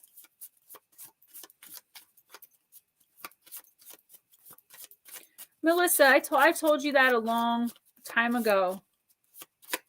You know, we'd never judge you. I can only speak for myself, but I'm pretty sure I know. Pretty much nobody else in here will either. I can't imagine, like, I didn't have anybody. Like, if I didn't run into Steve September or August of last year, I don't know, like, would I have made all these connections and friends? And I would do anything to be able to give that back. So I don't have a lot of time right now with the jewelry business, with the new channel, with having RJ and moving into the office, but I will soon. So if you need just advice or something, hit me up. If you need actual help, I can help you as much as I can, or point you in the direction of others that I trust who will help you. Jilly, stay away from people who make you feel like you're hard to love. These cards are going so great together. Even if you've acted like a big old a-hole, you still deserve to be around people who see the goodness in you and will point it out. If they find you hard to love, they ain't your people. Extra credit. Someone pointing out that you've acted like an a-hole doesn't mean they don't love you. Figure out if you're getting tough love or no love. You'll be way less of an a-hole when you learn the distinction. All right. And that is so true, guys. Behold. I love when you say that.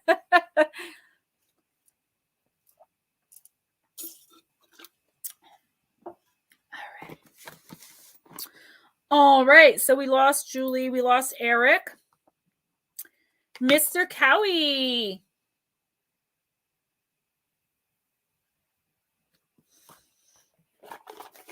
You got the Mystic Martian. Guys, I love all my decks, but this one is the one I have the hardest time reading.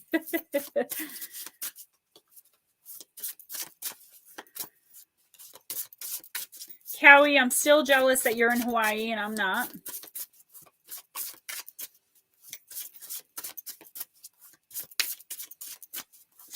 We lost Connor too, I think, and Scout. So I'm going to cross you guys off the list. Connor will probably pop back in later and I'll read him.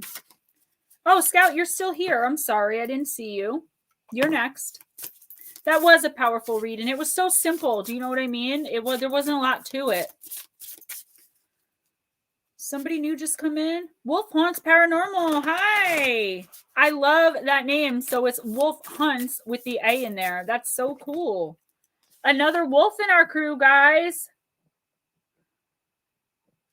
And don't worry if you're on the end of the list, because a lot of people are leaving and a lot of people will leave when I don't get to them when, you know, they have things to do. Don't forget, guys, Super Chats are on, but YouTube takes half. So in the description box, you will find my PayPal and Cash App link. No pressure. Just reminding the people who just came in. All right, let's do this, Cowie. The fire element could be dealing personally with Sagittarius, Aries, Leo. Could be your energy. And it's card number 30, Warrior, Passion, Fearlessness. I love these cards. They have Shadow Self. Fire is one of the 4 classical elements and critical energetic forces that sustains physical third-dimensional life on our planet. Fire rules Aries, Leo, Sagittarius. Archangel Michael rules fire element. Prometheus is a fire deity, and fire choleric is a masculine yang element. Fire symbolically rules confidence, creativity, and initiative. So action, dynamism, vigor, warrior, passion, willpower. I feel like either something, you are an Aries, so it's your energy. There you go. There's either something that's happening right now or something that is going to happen or not happen, but come into your life, like an idea you're going to get or this opportunity someone's going to offer you that you are going to be just fired up about, passionate about. My beautiful elephant goddess, welcome back, SMB. And it's like the universe is saying full speed ahead. All, you know, what is it? All systems go, right? The universe wants you to take this opportunity. It's going to seem crazy. It's going to be like, you know, yeah, I want to do this. No, I can't do this. Yeah, I want to do this. It could be something very small, something that means something to you. Okay. But being an Aries, okay, I told you I'm an Aries rising. I get it. You want to go full force, nonstop, and just focus, pin laser focus. And anyone that gets in your way is going to have a problem. The universe is saying, go for it. Make sure that you don't become so incredibly focused that you lose track of other things, like maybe your spouse, if you're married, or your children, or we can do that as Aries. We can become so Pisces too. So I have it doubly, and I'm a Libra moon. But for you, like, don't let it take over everything. But definitely if you're offered a new position at work, if you're offered a new job altogether, if you're offered the chance to go backpack through Europe, whatever it is, The universe is saying, take the opportunity. It is going to elevate you in your life and bring you to such a bigger, better, more positive place. It could even be a person. Look for a fellow fire sign if you're looking for love, or someone to work on a project with. There is something you're going to be very, very passionate about coming into your life, or that just came in. The universe is just giving you a sign like, hey, this is great. Stay focused on it. It is what you're supposed to be doing. Grab your own butt, Cowie, and love yourself. Whatever type of butt you have, you're a complete psychopath. If you can't see that butts of all kinds are super effing awesome. Look around at all the butts of the world. Big butts, teeny tiny butts, jiggly butts, orangutan butts, even elephant butts. Grab your butt right now. Aren't you lucky to be the kind of animal that gets to have a butt? Answer, yes, you are very, very lucky. Woo! Scout.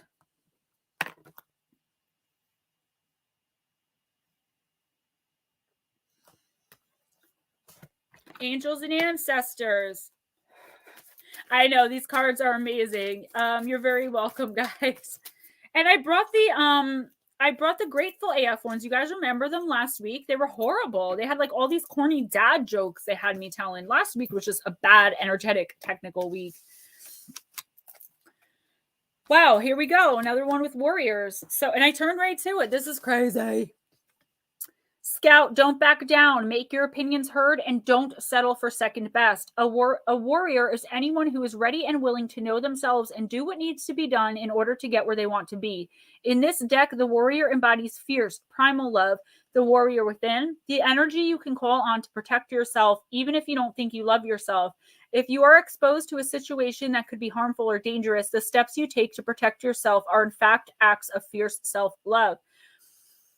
Although the warrior in this card is surrounded by darkness, he is of the light. The warrior within is made of light and has the capacity to shine even more brightly when facing the darkness head on. Scout, I'm getting cancer, not the disease, the sign, cancer. If you're experiencing fear at this time, know that this means whatever is going on is important to you. Whenever you feel fear, you are on the verge of something big, perhaps a massive breakthrough that is going to really help you move forward.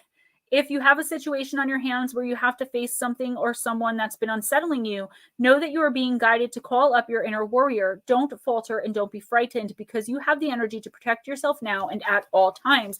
Another one. Good night, Brassel. Thank you so much for coming in. I appreciate you supporting me. I really, really do. Scout, I mean, this card is another one that's pretty self-explanatory in the card, but what the universe is saying, first of all, you could be dealing with a Cancer, someone with a lot of Cancer in their chart, or you could be a Cancer. The element of water I'm getting. So you're a warrior, okay? Fight for what you believe. This card is asking you, I think, this week to take a stand about something. Either someone's been bullying you, picking on you, putting you down, abusing you in some way, or just making you feel like you're not good enough or like you'll never make it. It's another one of those things I said to someone before. I feel like someone's like nick-nagging at you. I don't know how to say it, but like, you shouldn't be doing that. You know, you're a Virgo. Okay, you could be dealing with a Cancer, have a Cancer coming in, or I could just be seeing the warrior as the Chariot, moving forward, moving past people, moving past aggression I just got. I feel like you're letting a lot of things go. Things that have been bothering you, your fears, your worries, your anxieties, your regrets, your guilt, your shames, things that would normally bother you are like blowing right by you. And I do see people that don't like that, okay, that are going to try to stop you in your tracks, make you second guess yourself. Be a mother effing warrior. Don't second guess yourself. Kick them right to the curb. Bye, Felicia. Girl bye. Boy bye. It doesn't matter. Say goodbye to things, people, and situations that no longer serve you. Anything chaotic, tumultuous, codependent, it's got to go, babe, or you are a mother effing warrior. And I also see that you have a spirit guide who is similar to the person on this card. I'm going to show you again. So if you see them in a dream, you'll recognize them. Not this exact person, but similar, okay? Scout, if you ask the universe for signs, believe what shows up. Seriously, don't go asking a tarot deck about that lover you're pretty sure you should leave and then pull the leave their butt card and then pretend like you don't know what it's talking about. That, sweetheart, is a recipe for some cosmic butt kicking. The universe is loving AF, but it created the tough love game. If you ask for direction and don't listen, she's going to rain signs on you till you do. Bonus sign, if you pulled this card asking if you should learn to twerk, you totally should.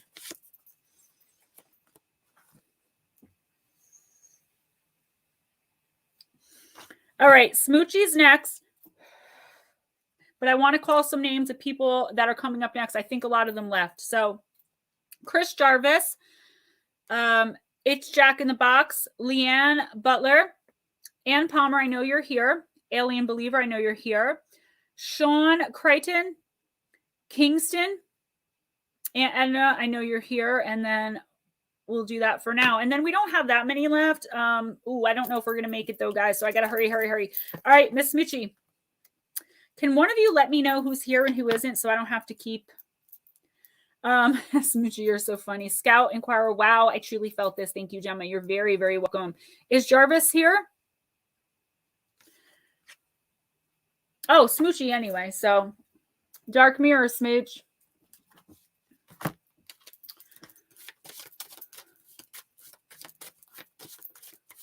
I think you meant twerked, but tweaked is good too. Damn autocorrect. What happened, Willie Rosato?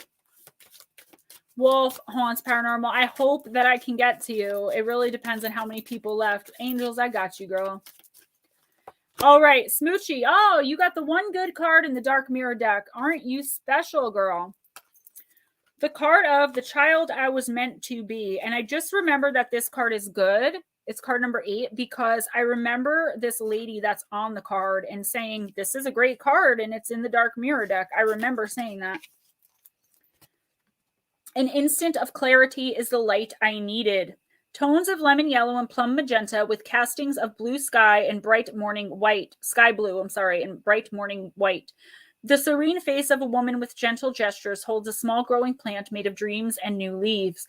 To go forward is to go backward as hope heals the wounds of the past. There is little darkness in this card. It is a card of connection with ourselves. So many times it feels like dream. It's fleeting, uncertain, and yet clear. The moment you close your hand to grasp it, it turns into fairy light and disappears. I think it meant fairy dust. These were written in Italy and translated. But it remains as a lingering smell, an ephemeral feeling of light and peaches and blossoms. It is faith, it is hope, it is a warm smile at the other side of the forest of smoke and mirrors. We can be whole again, we can be pure again, we can be happy again. No matter what we did, we really can. Just know this is a gift of light among the cruel darkness. It brings no road, sometimes no solace, but it can become a seed of hope, a wind of change, a place for safety in the storm. Even if it's gone, it was definitely always here. All right, Smoochie. So I want to say, first and foremost, that this is a really great card. It is a light in the darkness, as in a light in the dark mirror card. And I feel like you're finally moving on from a situation, whether you know it or not. Okay. I feel like you finally decided that enough is enough, whether it's at work, in a romantic relationship, whatever it is. Yeah, Banshee, but thanks. Don't forget to like, share, and best be sub by now. Whatever the situation is, I feel like you're finally starting to let go and to see that you're not the one that's the problem. I feel like you're working on yourself a lot. And if this doesn't resonate right now, it will start to this week or next week for sure. I'm 100% positive because I'm really feeling this card like in my heart right now. I feel like you have been through hell and back, and you're back now, and you can look back and laugh at the devil because you've beat him. Okay. But don't get cocky. Make sure to stay in that place of kindness, even to people who have hurt you, even to the person that you're moving on from. Okay. Smoochie, all I can say about this card really is that you get kind of a reprieve from the darkness this week. I feel like you're either you're feeling really good or you're going to start feeling really good about a decision you're about to make. There's something that's been plaguing you for a really long time. I'm kind of getting years, like a back and forth of something, whether it be, like I said, employment, a familial situation, a friendship, a love relationship, and you're finally starting to accept yourself for who you are and just say, you know what, this is me, take me or leave me. Chad is back. I say good for you, Smoochie. Chad, where'd you go? Who's leaving?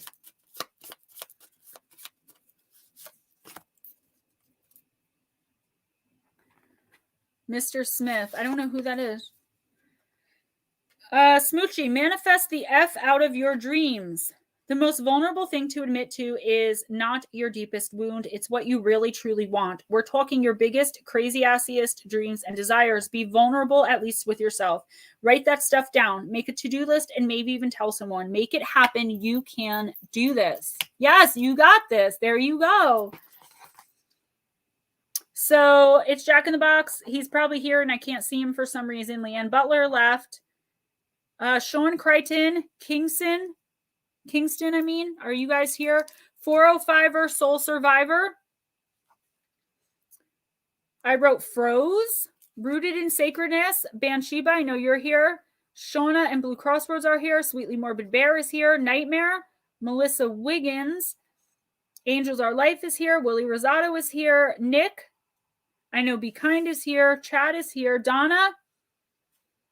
Andrew, Pancake, Agate, Mike J, Mac Taylor, and Wolf Haunts. I know you're here.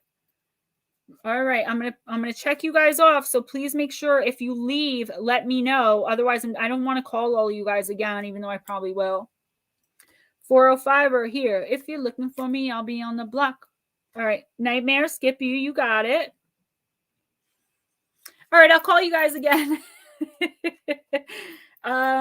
I think Nikki probably went to sleep without saying goodnight to me. How dare he? All right, I got a lot to do, so I'm just gonna get it. Let's get every. All right. Ann Palmer. Bum, ba-da-dum, bum. Chad Smith, I miss you. We don't get to talk anymore because I've been so busy. Oh, Maggie, okay, yeah, please try to make it next week. You're very welcome. I hear you, yeah. I always forget that not everybody, I can't help it. I told you, it reminds me of that song. I forget that everybody's in different time zones, you know, because it's 9:27 here in northern New Jersey. Be Kind, okay. I do want to still do, I want to do a face-to-face with you, but it's going to have to be after I get into the office. Mike J. Okay, I'm sorry. I wish if I can get to you, you're the second, the third before last. So, but I doubt I'm going to get there by 10. Angel, thank you so much. You're great too. And I appreciate your call in when I was,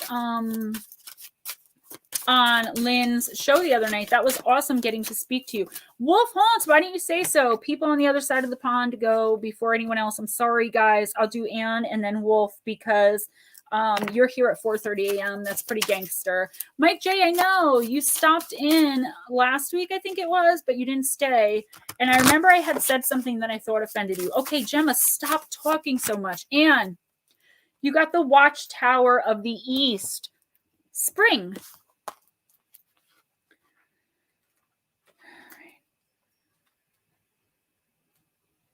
Why is this? This is like not. It's supposed to be in, oh, okay. Alphabetical order. I'm looking for spring. Rooted, I got you, girl. 'Tis the first stirring of spring, new beginnings doth east bring. Drink of what it represents, purity, growth, and expectance. This magic is worked with harm to none, so mote it be, there it is done. I have to take a drink.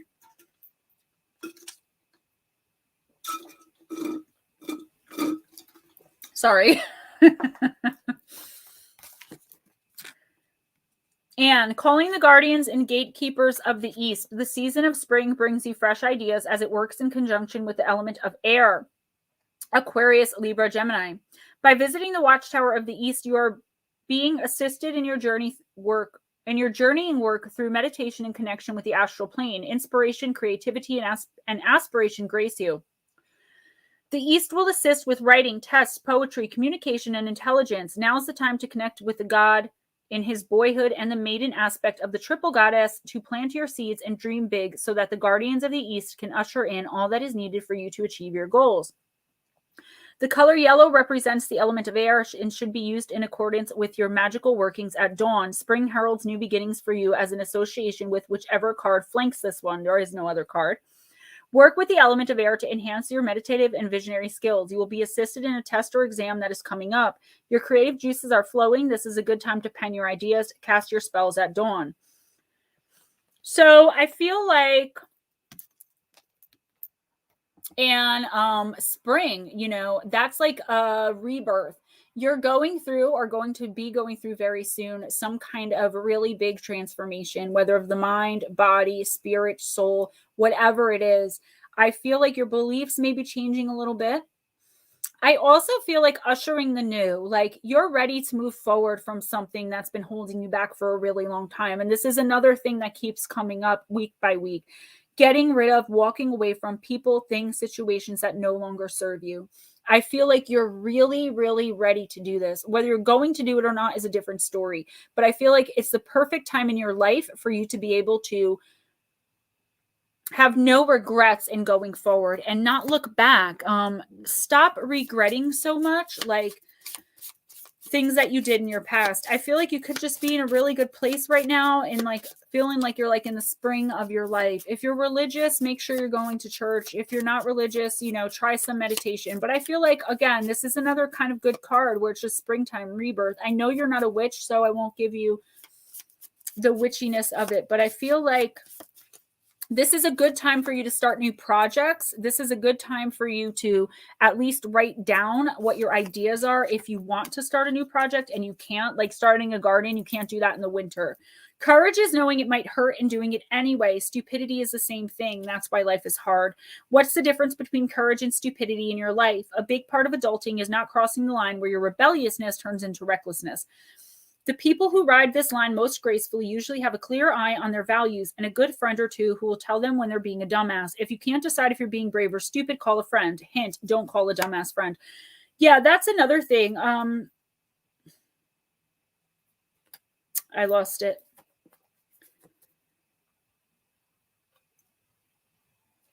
I feel like you're just in a place where you're not giving up anymore. You found your voice and you're going to say what you mean and mean what you say, and that's it. And if people don't like it, it's like, well, I'm sorry, but this is me. This is who I am. Alien Believers, Sacred Forest. I'm going to try to breeze through some of these guys because I'm slow poking it tonight. Nope, I need one card. Thank you. Just one.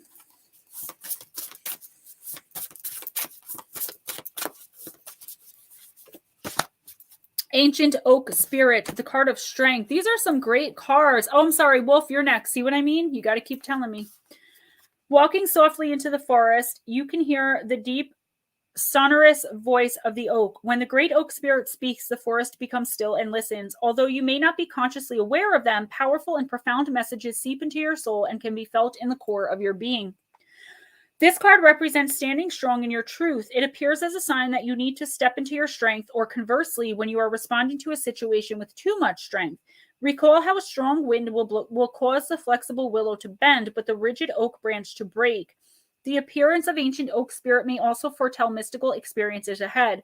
Oak spirit acts as a reminder of the wellspring of power within you. Traditionally, this tree has symbolized endurance, strength, mystical wisdom, courage, and nobility. Remember that inner strength means speaking your truth without guile or over-explaining yourself. It means living with full authenticity, even if everyone seems against you. The oak tree doesn't need to overtly declare its power. It just is. There may be a blockage in your life or one soon to come. Now is the time to amass your inner strength to move beyond it. This is a card of good fortune. If a dream has eluded you, know that you have the fortitude to achieve your goals. Help from mystical realms is at hand. Believe in your own inner strength. What are currently obstacles will be tomorrow's stepping stones to success. The spirit of the ancient oak tree says, you are wise and strong beyond measure. Stand firm and rooted where you are. Speak your truth. You are intuitively guided into the right direction. Alien Believers. So yeah, you're about to be in a situation where you really need to stand your ground. Okay. And this is really important because I feel like someone or something is trying to take your power away. And what I mean by something, it could be like a demotion in a job or someone breaking up with you or whatever it may be. I feel like there's something that's coming in that most people would look at as like, okay, How am I going to deal with this? It would be a total meltdown. The universe is telling you that when this happens, there's going to be something that really disappoints you that either just happened. It's either going to be a person or a situation. I am getting more person, like they're going to really let you down. The ancient oak spirit is saying just find a way to forgive them, even if you don't reconcile, but find a way to forgive them, to make amends, to accept the amends, okay? If it's given. If they don't apologize for what they did, it's time to move on. Don't let them see that they've hurt you. Don't let anyone guilt trip manipulate you, which I've said multiple times tonight. Don't let them be like, oh, well, you need to do this for me. Remember that time when blah, blah, blah. No, no way. Stand your ground, stand strong. Your dreams are very important. I feel like there are messages coming in for how you can move forward in your life, for how you can move beyond past hurts, pains, habits, hangups, okay? Really pay attention to your intuition and your dreams at this point, alien believers, okay? It's going to be really important. I feel like your ancestors are trying to get a message to you. Do you have, I don't know if you have children, about your children, or I don't know where that came from. I don't know. Know the difference between shame and guilt. Guilt, I did something bad. Shame, I am something bad. Spend today identifying guilt and shame. If guilt comes up, find a way to make amends. Shame is the devil, though. Kick it in the dick. Dick kicks all around. Wolf haunts paranormal.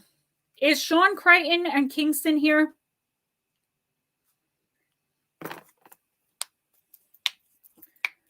All right. What are we doing? What are we doing? I got to get some of these decks out of here. I've got them like hidden over here and I can't get to them. All right. So, Halloween Oracle.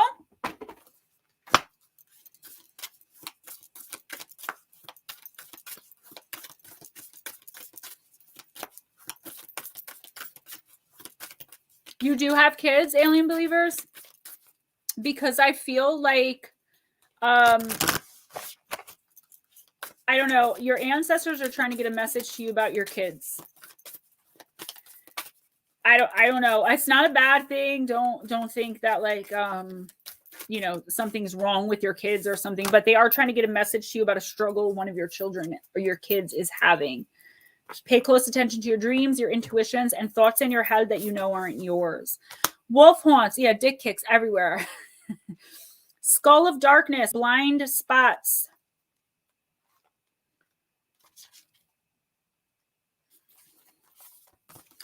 We may not wish to delve there, the shadows, the darkness, the unknown, yet when we search, we reveal, and our power it has grown. The beautiful and mysterious skull of darkness encourages us to look to the part of ourselves that normally remains hidden or as unseen as possible. We may not appreciate or like certain aspects of ourselves, and yet sometimes our greatest treasures lie within these areas. How many times have you heard of famous artists or people extremely successful in their fields being bullied for being so different, yet it is their very differences from others that make them so powerful. Additionally, all of us at some stage of life have certain blind spots that may cause us grief and trouble. Although we cannot see the issue clearly, it is the repeated patterns of pain that may alert us to them, symptoms, if you will. For example, the same things keep happening over and over again. We may be betrayed repeatedly, fail at something repeatedly, or continuously not complete tasks. Peace and pattern breaking can be achieved by doing the work in uncovering our blind spot or even consulting trusted close friends or professionals to assist us to see what we cannot. So there's something going on. I don't know if it's like behind your back. No, don't feel bad. That's how we do it in here. Everyone in here is family. They know. I feel like something's going on behind your back that you kind of don't know about. And if you do know about, you're forcing yourself not to see it. Okay. I'm not really getting a third party situation, though it could be. I'm getting more like little kid shit, like little kid stuff. You know what I mean? Like teenagers sneaking out the window. I don't know if you have kids. It's another kid message, but it could also be someone just doing little kid stuff, like high school BS drama, right? To you. There's something that you are not seeing in your life. And I don't think it's about yourself. I think it's about someone else. I see the marionettes. Someone's manipulating you or trying to manipulate you. I feel like there are outside influences who are kind of see what's going on, but are afraid to tell you. You're being deceived somehow. You're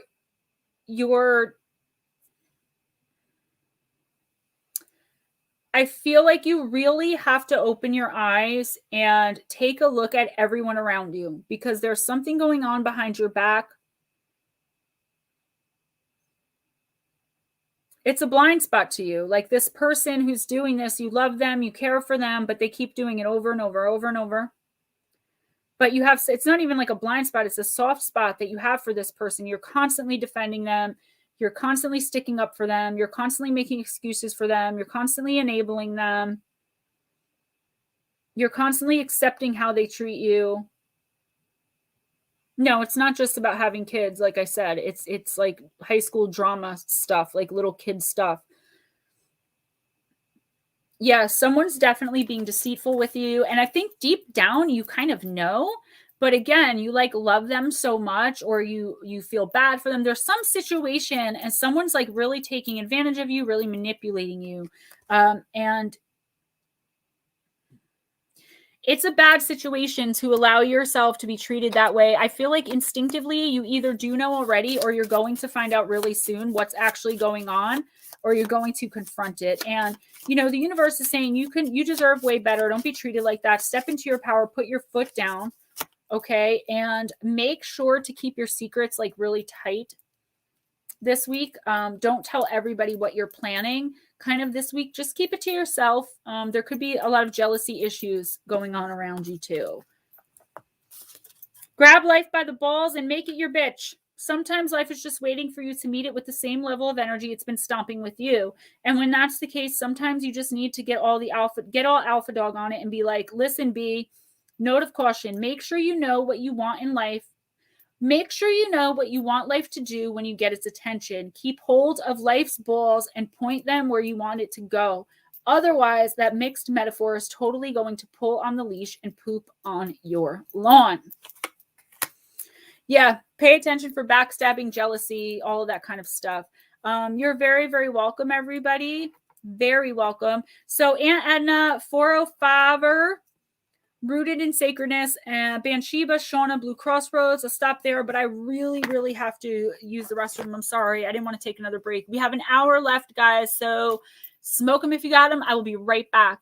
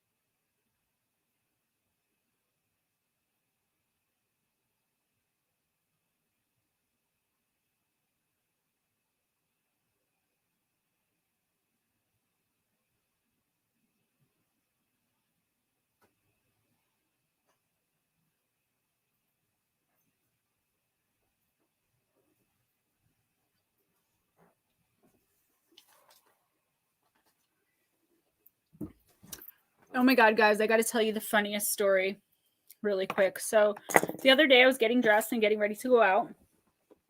And RJ was like, Mommy, your socks. And I was like, okay. And I went to walk out the house and he's running with my bra going, Mommy, you forgot your boobs. I just thought of that because one of my bras was hanging from the bathroom door. I don't know where my head's at right now. Never mind. Aunt Edna, on that note, Aunt Edna. Shapeshifter, why not? Let's open them all. We've got about an hour to go. And I need some water.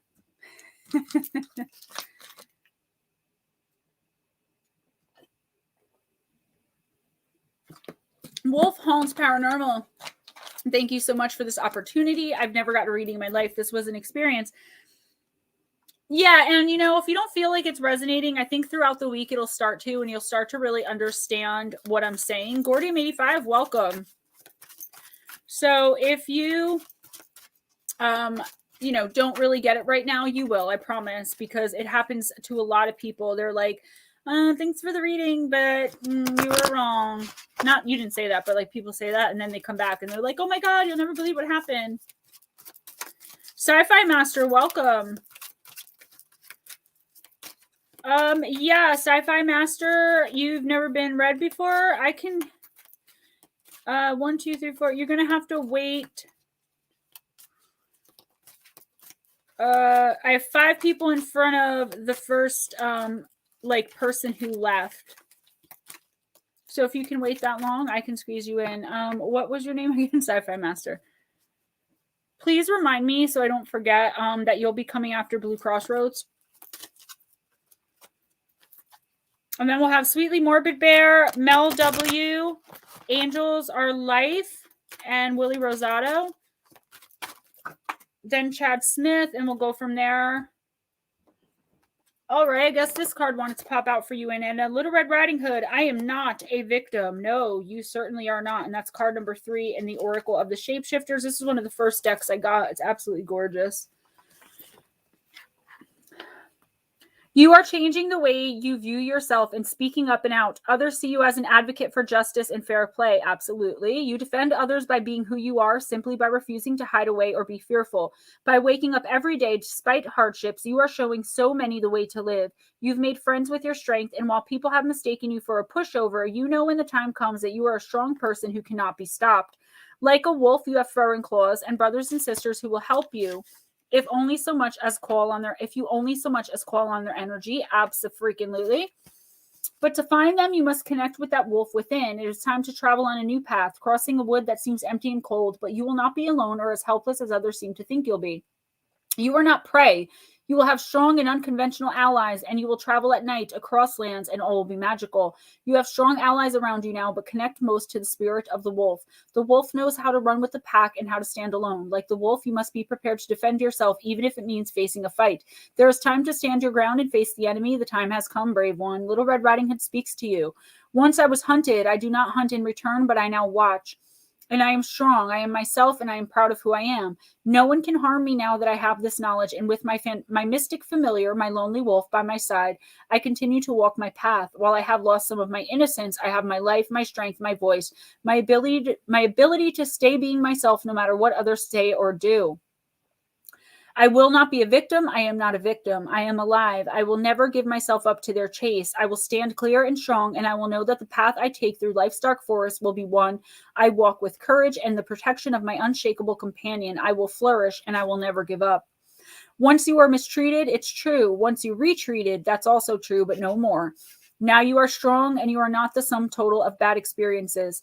Thank the gift the hunter has given you. It is now time to mend fences and borderlines, take self-defense classes, and be sure the entry points to your home are strong and protected. On an energetic level, take responsibility. Do not allow people re-entry once they have violated a sacred threshold. You are the person who must maintain, protect, secure, and readjust your boundaries. No one else is responsible. Take a stand because it is now time to be firm and decisive. Do not back down. Someone will stand with you, and you will never face anything alone. And that's absolutely true. Anna, we know that you've spiritually ascended a little bit. We know that through the cards because you've been coming in for so long. We've been able to watch your path. There might be some challenges coming in for you this month, and they might be starting this week or continuing already in the new year. But I feel like, Anna, you're going to automatically know what to do. It's like you've been there, done that. It's like this whole thing again. Okay. Don't let it get to you. Don't let it put you back in a victim mentality of a time when you were a victim.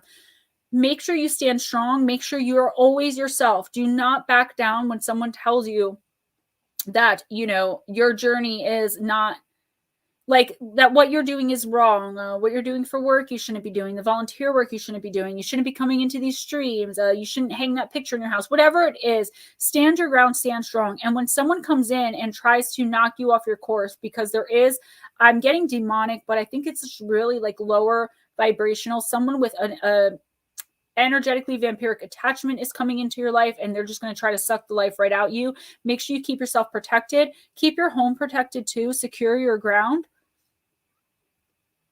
I hear my son. Sorry if you can hear him. They just got home.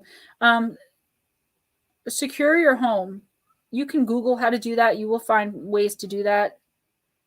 As long as you do that, people shouldn't cross in. But once you leave your house, make sure you have protective barriers up for this week, especially because there's going to be some very, very negative people, some jealous AF people coming in to try to take you off your course. Come on with these cards. In order to love who you are, you can't hate the experience that shaped you. Anything truly cool about you was created from the life you've lived. Remember that when you start to wind down the shame spiral. No time is wasted, no love is wasted, no tears are wasted, no breath is wasted. You being you is important, and every single thing that makes you is of value. Tell shame to suck it. All right, let's keep right on moving. 405 or Soul Survivor. Actually, sci-fi, I have a space right here after 405er.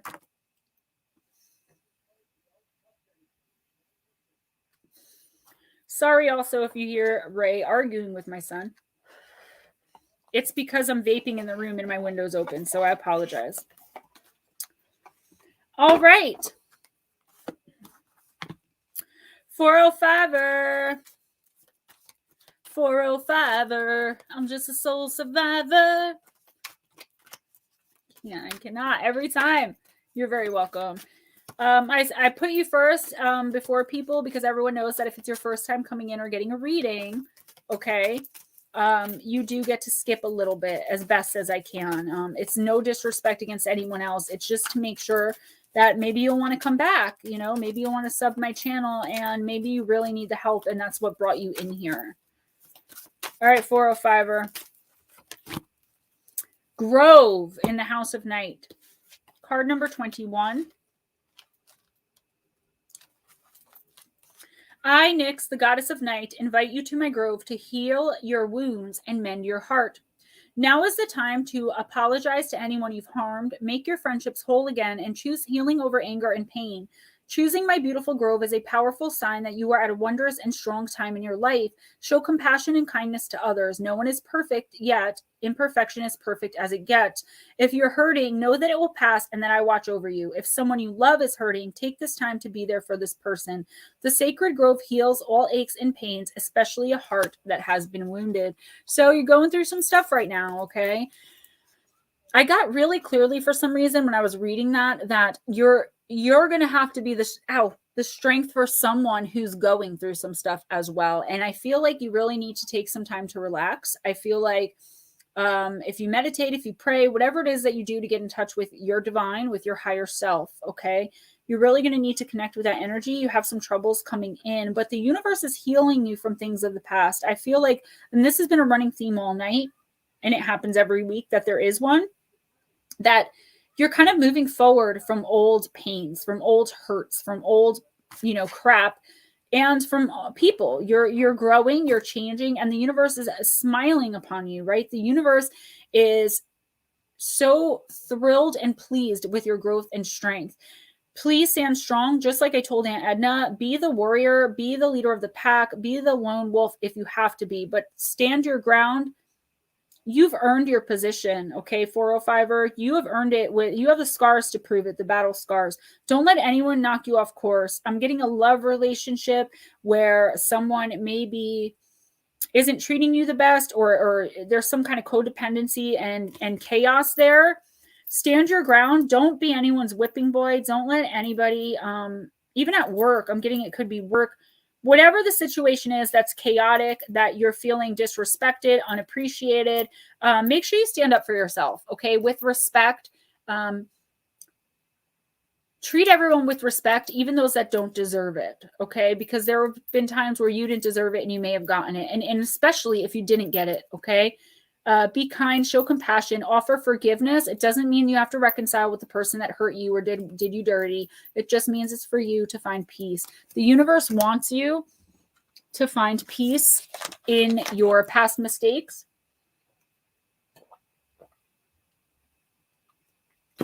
And to find the lessons in the pain that you've gone through.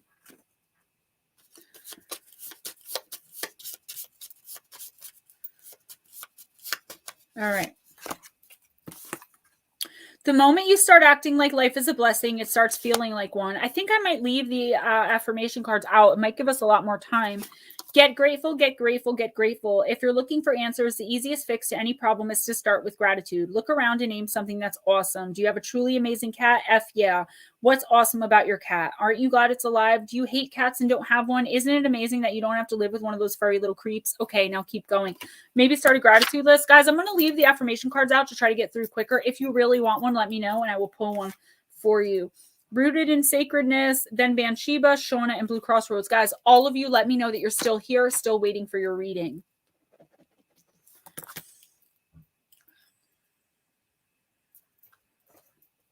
Rooted in Sacredness, Magick of Unicorns.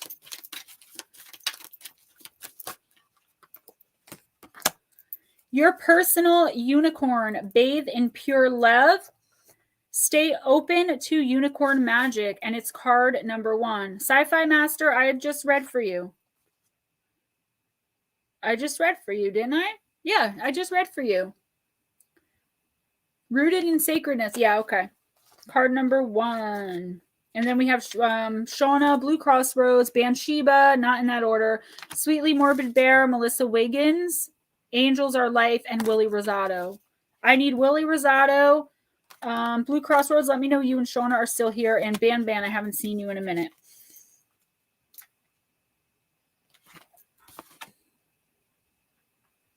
I read 405er and then I read yours. You were... Oh, you're right. I'm so sorry. I crossed you out. I did it again. Okay.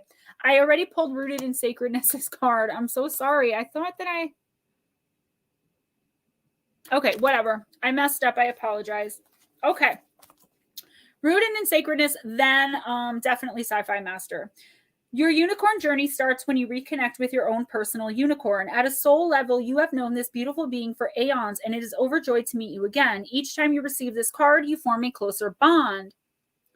Your unicorn is the purest of the pure, and when it is near you, magic and miracles can happen. It guides you on your path to enlightenment and ascension, helping you to see your life and the world from a higher and broader perspective. This card is a reminder to invoke your own beloved unicorn. When you do so, it surrounds you in its shimmering diamond white light, purifying you at every level and raising your frequency, and touches your heart with its horn of light to bring you love and joy. It can also give you healing light right down to a cellular level. When it pours wisdom and information into your third eye in the middle of your forehead, it transmutes thought patterns that no longer serve you and helps you to develop your psychic and spiritual gifts. As you connect more deeply with this unicorn, it enables you to find soul satisfaction. As you read this card, a blessing is coming to you from your unicorn that can light up your life. So blessing, abundance coming in this week. All right. I know you can't see the card. I'm sorry. These ones don't really work with my lights. So Rooted in Sacredness, I feel like, yes, blessing, abundance, and just overall sense of kind of, again, moving on, this moving forward, new year kind of thing, the expectation of greatness. I don't want to say, like, just the year being better than the last few, and I think a lot of people have that, but for you, it's definitely true. I used to say unicorn was my inner child's power animal. It could very well be your spirit animal, a very spiritual animal that helps you see things that others don't, feel things that others don't. And the universe really, really wants you to pay attention to that, okay? Just like I think I told Lotus Girl, this week is the time where you're going to be receiving prophetic dreams, messages from your ancestors, okay? You're just going to have that inner knowing. All right. And the universe really wants you to pay close attention to it. Don't ignore it. No matter what, even if it brings you news like that you really don't want to hear, It's really important this week that you know what you know. Stay grounded, though. Don't let it get to you, and know that blessing and abundance are definitely coming in for you. Now, Sci-Fi Master. Sorry about that. Yeah, Ghost Dragons, I think that's a good idea. I'm just not going to pull a yellow card. I really want to get through everybody. Yeah, and I don't know what's going on. I just saw Cancer, birthday, cried all day, and your heart's broken. So I do apologize. If you want to email me, I would love to give you my number. You're like the only one in my crew whose number I don't have. I even put a Facebook message like, does Aunt Edna have a Facebook? And people were like, I don't think so, because I was just looking for her. All right. Sci-Fi Master, you got Beyond Lemuria.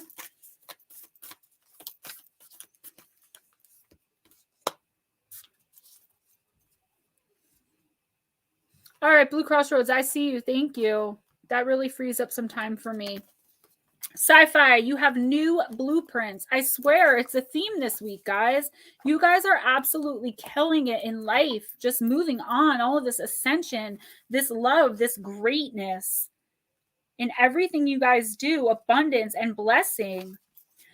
Sci-Fi Master, be the change, take action, take a step no matter how small, ignite an upward spiral, make a positive change, ethics and compassion, creating a ripple effect. Be the change you wish to see is an empowering mantra to remind us that we can step up and create the blueprints for the world we want to know. Powerful, meaningful change starts with you today. Despite our desire to see change, we can be overwhelmed by all that is going on in the world, and making a positive impact can seem impossible. It's healthy to have an interest in what's happening around us, but it's important not to become so disheartened that we can't find the inner light to ignite even the tiniest upward spiral of improvement. Stepping forward with action, however small, will benefit the vibration of the planet in some way. We have more of a voice than we realize. As consumers, we can direct our energy and make a difference through ethical choices.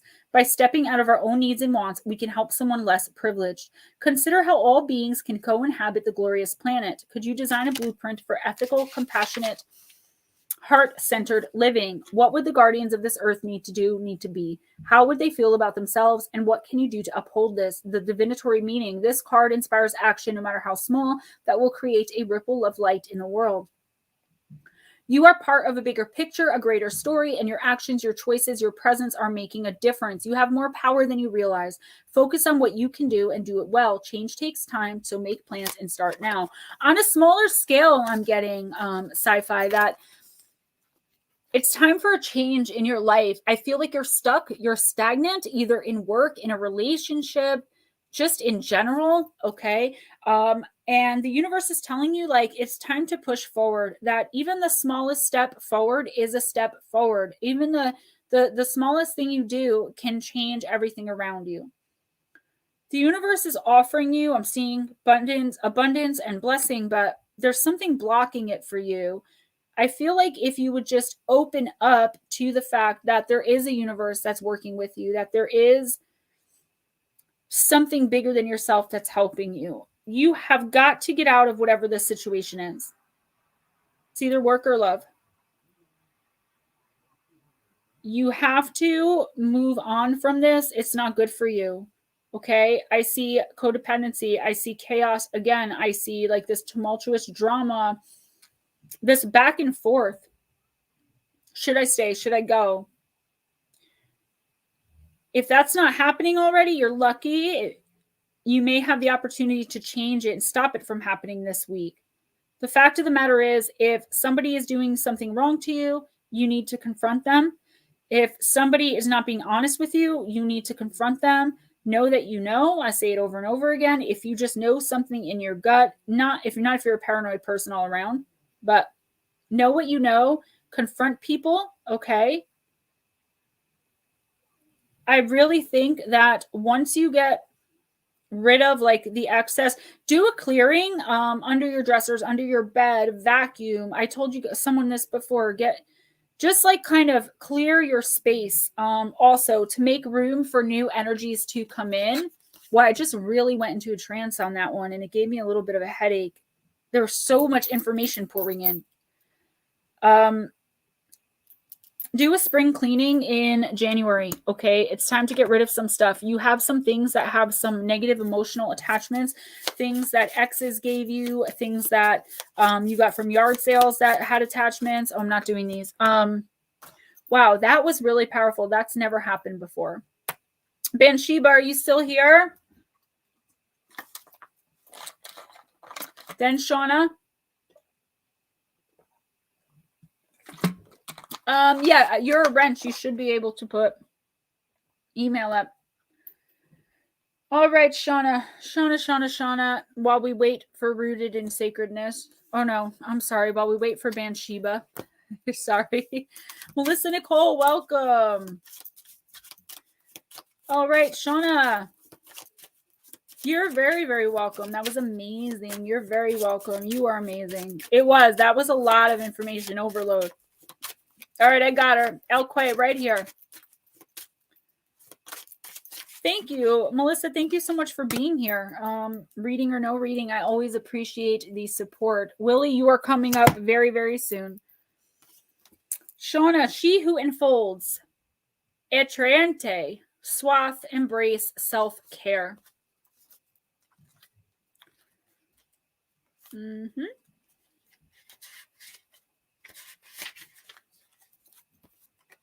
Etriente, she who enfolds, has wrapped herself up in 3 layers of soft, colorful cloth. Her crown indicates that she rules herself. Her companion, a cousin to the scrub jay, is a noisy defender of her space. But our flaxen-haired ruler has no need of this protection. Self-care is a key component of her sovereignty. She surrounds herself as a mother swaddles an infant to contain and to comfort. Her name means embrace in French. Atriente also knows anyone who would be truly close to her must respect her independence. Atriente comes to teach you to trust and protect your layers. Do not be an open book right now. Let those who would know you have a challenge. You're not being coy. You are being careful with your precious self. It is important to make this distinction. Sometimes we open ourselves up too soon and too much. Be discerning with how much you reveal so others understand you. So others understand you are not to be taken lightly. Remember, it's perfectly acceptable to hold parts of yourself back until you're ready. So how can you comfort yourself right now? And who deserves to see past your layers? Okay. I feel like this is a really beautiful time for you where you're healing. Maybe not just physically, but emotionally, spiritually, whether you know it or not, the universe is coming in. We learn from our pain and from our experiences, and I feel like the universe is saying just a little bit more. All right. You've got major blessing coming into you. I feel like all of this is kind of like the storm before the calm. Not the calm before the storm before the calm. They're showing me switched. You're in a place right now where it may not feel like it, but this coming week it's going to start. But you do have one little devil, and that's somebody who likes when you're not in control of yourself, when you're not feeling well, because you call on them to care for you, or you call on them for advice, or you just call on them for friendship. This person can become problematic, could be, which is why this card is saying to like protect yourself with extra layers. Don't be an open book, because this person's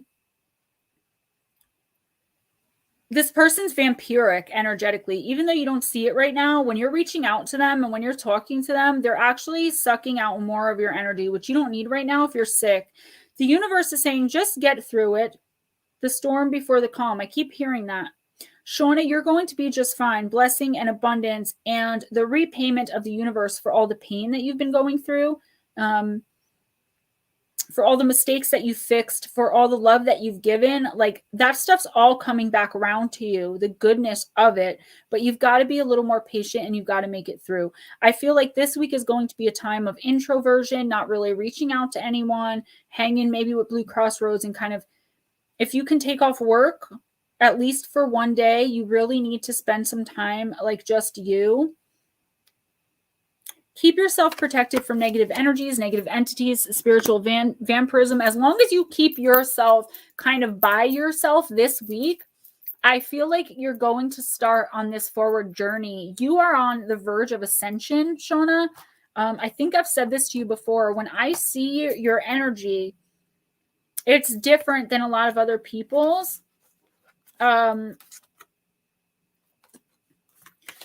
It's always like right on the verge of this super bright healing light, but you're just not there yet. And I see the road there is like dark, but it's coming in. It's coming in February or March. And if you're talking about me, I really do get a ton of emails and I can't really keep up, but that's why I give most of you guys in my squad my phone number. Sweetly Morbid Bear, Melissa Wiggins, Angels Are Life, Willie Rosado, Chad Smith. And we'll probably have to call it a night. Downtown Terry Brown. All right, Sweetly Morbid Bear. This is not the deck I was looking for. This is the deck.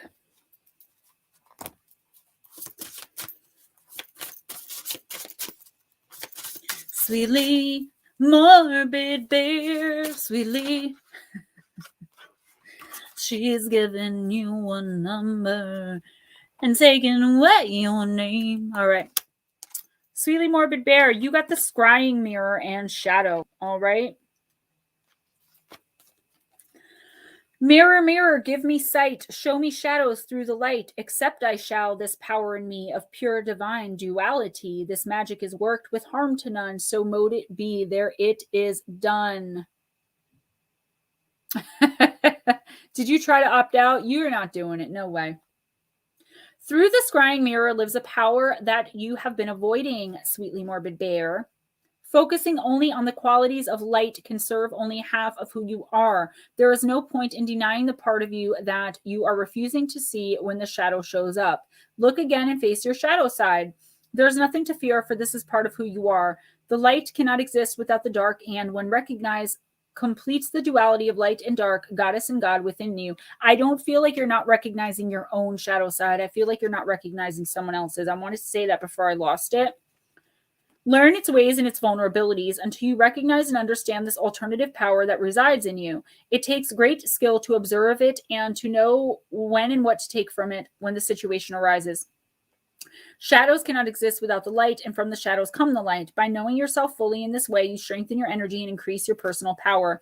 You are using only half of your true potential. Understand the importance of duality in all you do. Knowing yourself fully will enhance your magical work. Something is being hidden from you. Open your eyes. I just said it. The magic mirror is a powerful scrying tool used to act as a portal to other planes of existence, parallel lives, past lives, your subconscious mind, and your shadow side. Made of obsidian, thank you, Lotus Bear. Lotus Bear. Lotus Girl. Sweetly Morbid Bear, which is a natural volcanic glass and placed in a mirror with silver backing. Its attributes are used for enhanced psychic vision, blocking negative energy, and protection. There's something you're not seeing in someone else. I feel like someone is portraying themselves to you as this like good, kindly, lovable person, but they're not.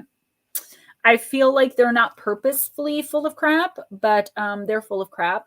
Like literally, like they're almost like how you know shadow and light and choose the light. They do not know shadow and light and are stuck in shadow. It's not really their choice, but they're not open to being educated about it, and that's the problem. I feel like if you know who this person is, it's time to have a talk with them about working with their shadow self, because it's taking them over. You could choose to walk away. You could choose to do some scrying of your own.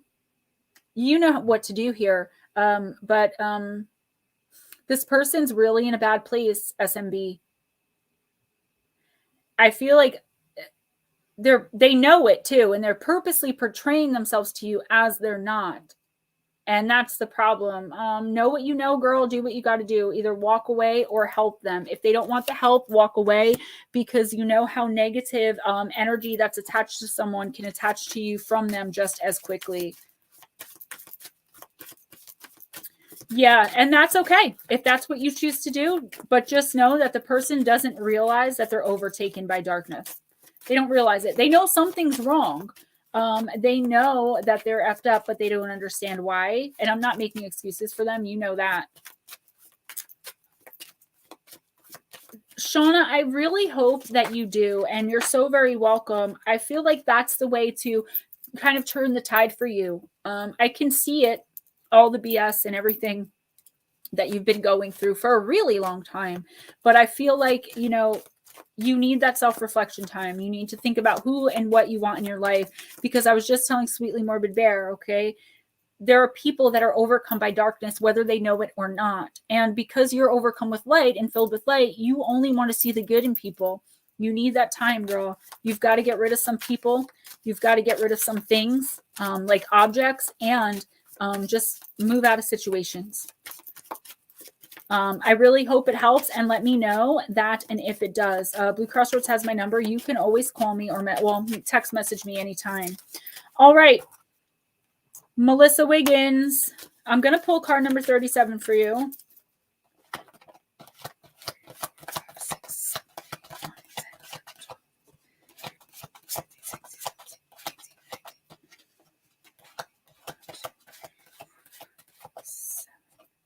Eight, 9, 10.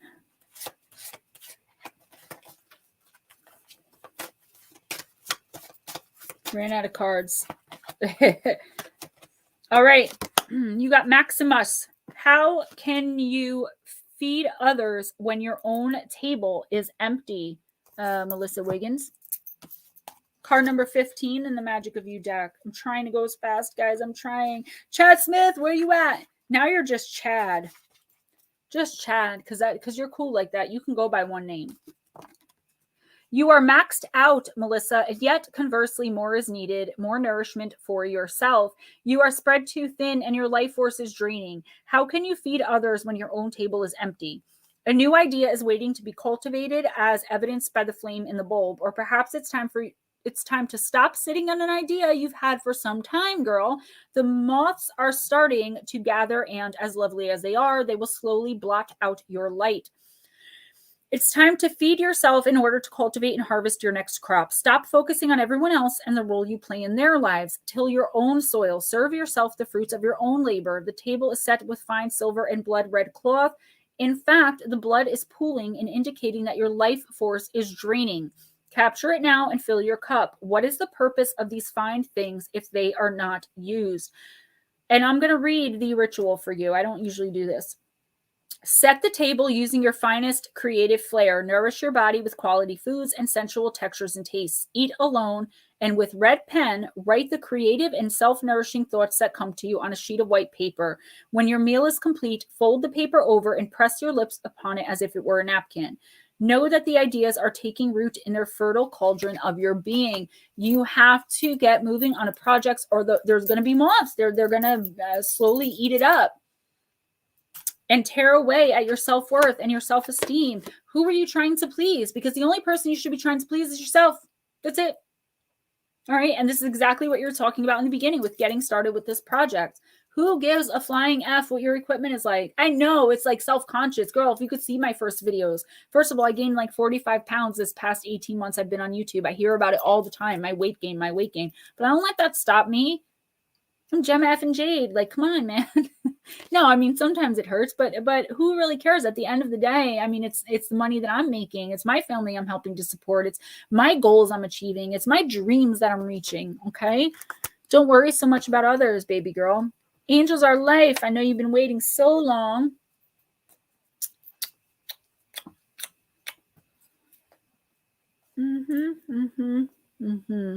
Another Elle Qui. Okay. Okay, then, if you say so, universe.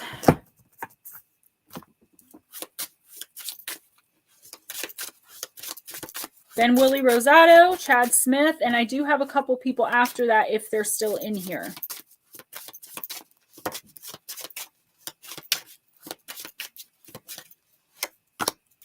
You got Jocelyn. She who persists, perspective, defiant, persistent.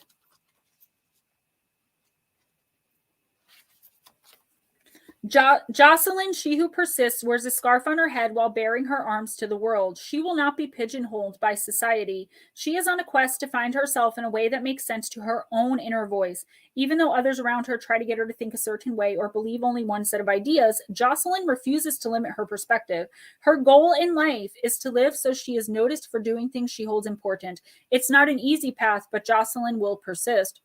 Jocelyn reminds you to take stock in your personal values and to ask yourself what you are willing to do to defend them. Nothing comes easily when she who persists shows up. She challenges you to prove you are willing to put forth the effort for things you believe in. Owning your own power can be frightening. Others may not stand beside you. Will you persist anyway? How can you kind of bring in your own power? How important is it that you defend your own ideas, right?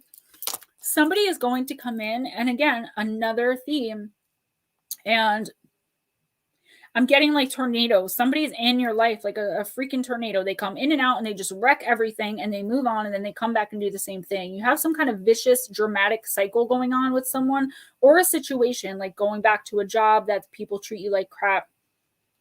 I feel like you're really sick of it, and now is the time that you're going to stand up for yourself. What are your values that you won't let someone else take? Step into your power, especially this week. Start saying no. Stop being so worried. Just like Melissa Wiggins, like stop being so worried about people pleasing that you lose yourself and you let go of your values.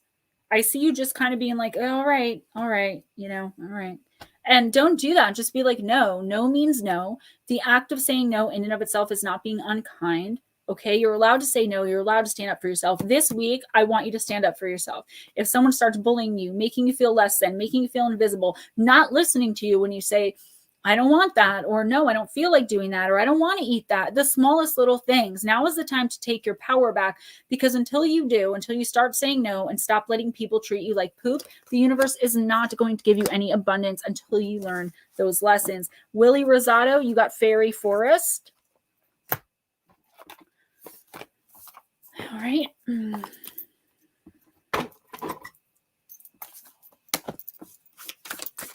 Chad, are you still here? And I'm talking about mine. No is a complete sentence. Exactly. I love all you guys. You guys are awesome. What, Willie? All right, so I'm going to name some names if you guys aren't here. So I got Donna, if you're still listening, you didn't fall asleep. Chad Smith, Andrew, Agate, Mac Taylor. And if those people aren't here, I think there are 2 people in here who I don't have on my list. Let me know now, guys, because we got to end in 20 minutes. Okay, Chad, you're next. The Chad Smith. Oh, my God. Are you okay? I feel like a negative, a little bit of negative, like not meanness, but just like I got a weird vibe off that. Yeah, I'm still here. I hope you're okay. All right, Willie. Oh, Mac, you're still here. Okay, I probably could get to you. I'm pretty sure. All right, Willie Rosado, you got Elven Touch, Recovery, Comeback, Revival. Card number 8.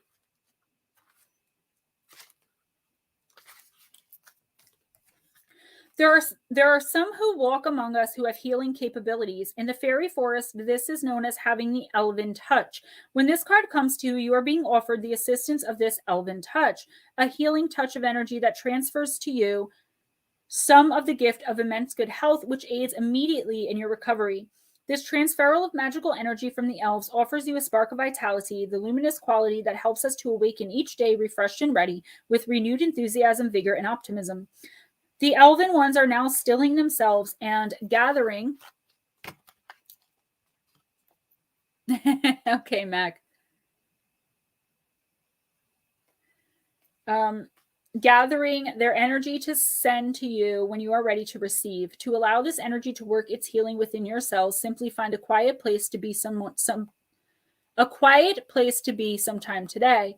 Cast whatever doubts your human mind brings forth aside for a time and visualize a silver stream of pure energy entering your crown. Being touched by elves has always been known to be powerful. They can heal and they can harm. And for you, this transferal of energy brings forth a great healing and a relief from physical pain. Seek healing treatments that involve touch. So you could be having some physical health problems right now, Willie Rosado. If not, unfortunately, I feel like some are going to come in. I'm trying to see if it's like a broken bone or if it's like sick, like sniffles. I just feel like you're having some physical health problems.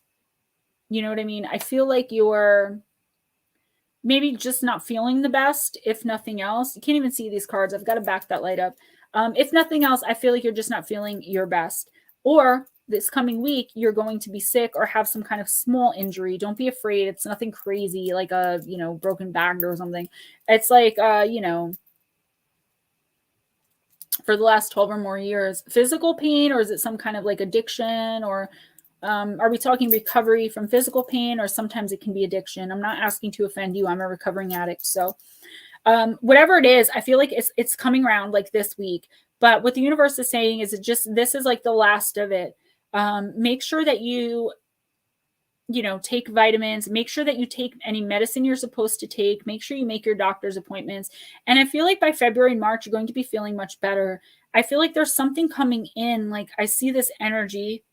I know you guys have no idea what I'm doing when I do this, but I see this like energy, just like this, it's creating like a vortex of like light around you.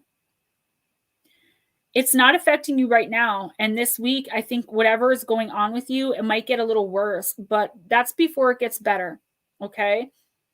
Again, like I said to Shauna, I think this is the storm before the calm. I really think you're going to find something or someone that works for you to feel better. Uncontrollable sneezing. Wow. That I was getting here. That's what I was saying, like a cold. I feel like an answer is going to come in for you. It's not going to be this week. I could see it very well being this month. You're finally going to get an answer, a solution, but I think it's going to be something like unorthodox, like that you really weren't expecting, that you kind of weren't willing to try until you got to the point where you have tried everything else. So why not this? And this is going to be what works. So keep an open mind when it comes to healing energies. Okay. Gordium, I mean, are you mocking me? Thanks for reminding me to take vitamins. Like, I mean, I'd say whatever comes in. It's not me reminding you. It's the universe. Okay. Oftentimes it comes and goes. I feel like you're going to find a solution to it. Where like, do you know what I mean? It's like finally going to pass after all this time. And I feel like it is going to be something a little magical that's going to be behind it, and you may not want to accept it right away, but I'm telling you that you should, because that's how you're going to get through it. That's how you're going to get through it, is by some unorthodox method. All right. Where are we? All right, Chad Smith. Beyond Lemuria. I think with as much as I jibber jabbered, we got pretty far. Ghost Dragons, good night. I love you, sweetheart. Willie Rosado, you are very welcome. Ghost Dragons, I will speak to you in the morning because I'm probably going right to bed after this. I am exhausted. Oh, look, Chad. She of the Lotus, card number 43. Literally just had one vitamin left and forgot to take it this morning. That's awesome. Chad, you got She of the Lotus. So we're talking Lotus Girl. Shadow work, addressing dissonance, seeing downfalls in the flip as the flip side of superpowers, loving yourself back to wholeness, the beautiful lotus that grows from murky waters, disempowering triggers, bringing light into your dark corners. I wish you could see the card. Originally, the title for this oracle deck was going to be The Language of Light. It was not actualized in that incarnation, as other layers of meaning needed to be honored. Shadow encounters brought light into nooks I didn't know I had. If there is a way to fast track your growth, it is by being real with the shadowy or unloved parts of ourselves. Same thing Sweetly Morbid Bear was being told. There was a time when the concepts of shadow work and self-love seemed relevant, but I was vague as to what they might really mean.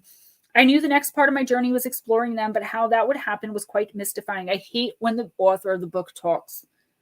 Unfortunately, I thought shadow work was unfortunately, I thought shadow work was about digging up as many issues as possible, and then being present with them meant wallowing in them. Without tools for expended awareness, I found myself drowning deeper in the upset of it all and creating more of it in the process. When we discard any part of ourselves, we are throwing the baby out with the bathwater.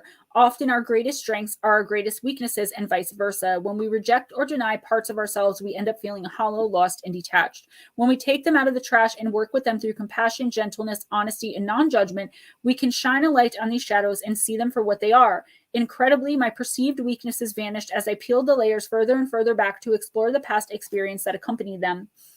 Paradoxically, self-love, their power dissolved and I could see them for what they were, or rather were not. Paradoxically, self-love is a catalyst for transformation. Alchemizing painful triggers is an opportunity for awareness that helps us reclaim more than ourselves. As the dense spaces begin to evaporate, we can be filled with more light, more love, and we create an upward spiral of healing. That's the third time tonight I said upward spiral.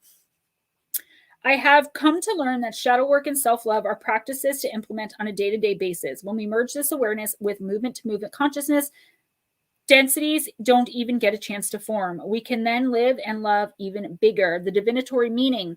Take a look at any unconscious patterns that may be running you. Are there elements of yourself you need to take out of the trash, dust off, and reabsorb? Shadows can be painful or tender to the touch. Sensitivity is an area that can be a trigger that shows us where we might want to spring clean some of our darker, forgotten, ignored, or hidden corners. Accepting our shadows is the first stage in restoring ourselves to wholeness and self-love. Peel back the layers where there is shame, guilt, or fear and bring them into the daylight. Under a loving and compassionate light, they will resolve and reassimilate so you can re-engage with your superpowers. I know that was a lot, okay? But what they were actually saying, or what I'm getting from the universe, one or the other, is that, Chad, you've been kind of burying some pain. You've been just pushing through it, just pushing right through it. And that was okay for a little while. But the universe is saying, now it's time, you've got to face this stuff, okay? And think about it. There's a part of ourselves that's light and a part of ourselves that's dark. And if we never address the parts that's dark, like the sadness, darkness doesn't have to mean anger and hatred and rage. It's sadness too, and hopelessness and helplessness and confusion. And when we just ignore that part, like, and we want it to go away and we throw it away, I mean, we're not, ascended masters. We can't only live in light all the time. We're human beings and we live on Earth. You know what I'm saying? So, earthbound nomad, welcome. So, it's time to start dealing little by little. If you need help, ask for it. Reach out to your higher power. Reach out to someone who knows what they're doing. I'm not sitting there saying wallow in self-pity, a woe is me, this victim mentality. What I'm saying is just acknowledge it. And I think you do that. I mean, you acknowledge some of it to me. Just continue to acknowledge where you're at. Don't throw yourself into work and try to forget about it. Okay, that's the worst thing we can do as human beings, is just try to forget about our pain and things that are really bothering us. Okay, so I'm not saying sit and wallow in it, but I'm saying, acknowledge it. Wake up in the morning and be like, okay, this is how I feel, and this is how I choose to feel. And then run with how you choose to feel. As long as you're acknowledging that one part of yourself, you cannot ignore it. And eventually you're going to be able to work through it. By acknowledging it is a start to working through it. And I hope that makes sense. Who is here that I did not read? I have enough for 1 or 2 more readings. I think I'm going to do Mac Taylor because she's been here all night. Mac, this is you. I think I can do, whoa, cards popping out everywhere. I think I can do one more after her, but we'll see. Ghost Dragons, I love you so much. Thank you so much for everything. Thank you so much for being you and all you do. And I will speak to you first thing in the morning. Mac Taylor. All right, Melissa Nicole, you are the last one tonight after Mac. Mac Taylor, in the Sacred Forest Oracle, you got Eagle Spirit, Freedom, card number 13. This is the first time that's ever happened. You see that? Because I cut out the yellow cards. You're so welcome. Eagle Spirit invites you onto her back, and you dwindle in size so that you can climb on. You hold on to the down beneath her feathers as she soars higher and higher. The forest looks smaller and smaller, yet you can see so clearly as you ascend above the clouds. You have never felt so free. This card indicates that it's time to break free and let your spirit fly. Be daring as you go beyond predictable behavior. Fling your arms up to the heavens in joy. The card can also appear when you have let life or others restrict your freedom. Recognizing this is the first step to reclaiming your power. Don't allow yourself to be trapped by convention or the expectations of others. The truth is that you aren't here on this earth to be ordinary, but to step beyond limitations and self-imposed boundaries. You have the ability to choose your life on your own terms. Perhaps you aren't always free to create the exact circumstances of your life, but you're certainly able to decide what meaning to give to those situations. Select meanings that empower you, for this time is time to break free. Hold the intent that boundless freedom surges through you, and so it shall. The spirit of the eagle says this is the time to express yourself. Don't hold back. Choose life on your terms. Don't be trapped by the expectations of others. It's time to be yourself. It's time to go where you want to go. Is there something in your life that you've been wanting to do, but you've been putting off for someone else? That's kind of what I see. And I'm not talking your kids either. Good night, sweetly morbid bear. I love you, girl. I'm not talking sacrifices made for family. I'm talking about a dominant person in your life who is like, no, like my needs first. I'm seeing them like this, like my needs first. I don't know how to explain how I see this and how I connect, but somebody is forcing you to put their needs before your own. And the time has come for you to soar. You've had ideas, you've had things you wanted to do with your life that you've put off. And that's okay. We have to do that sometimes for family, for, to take care of sick relatives, to do this, that, the other. I feel like you have something a brewing in here in your mind, and you really want to take action, even if it's just baby steps toward this goal, but someone's holding you back. It's time this week for you to write out a plan or come up with one in your head, whatever works better for you. Step into your power and tell this person, this is what I'm doing. And if you don't live with them, you don't even have to answer the phone for them. And when they ask why you haven't spoken to them in a month, tell them, because I'm achieving my goals. I'm on my way to my success. I've stepped into my power, and I'm tired of you telling me I can't do this. Stand up for yourself and follow your dreams. Okay. I know you've got to know what I'm talking about. Like, it's almost impossible for you to not know what I'm talking about. Melissa Nicole. All right. I'm just trying to find it. Halloween. Guys, I think I'm going to stop the affirmation cards. Look how much quicker we're going.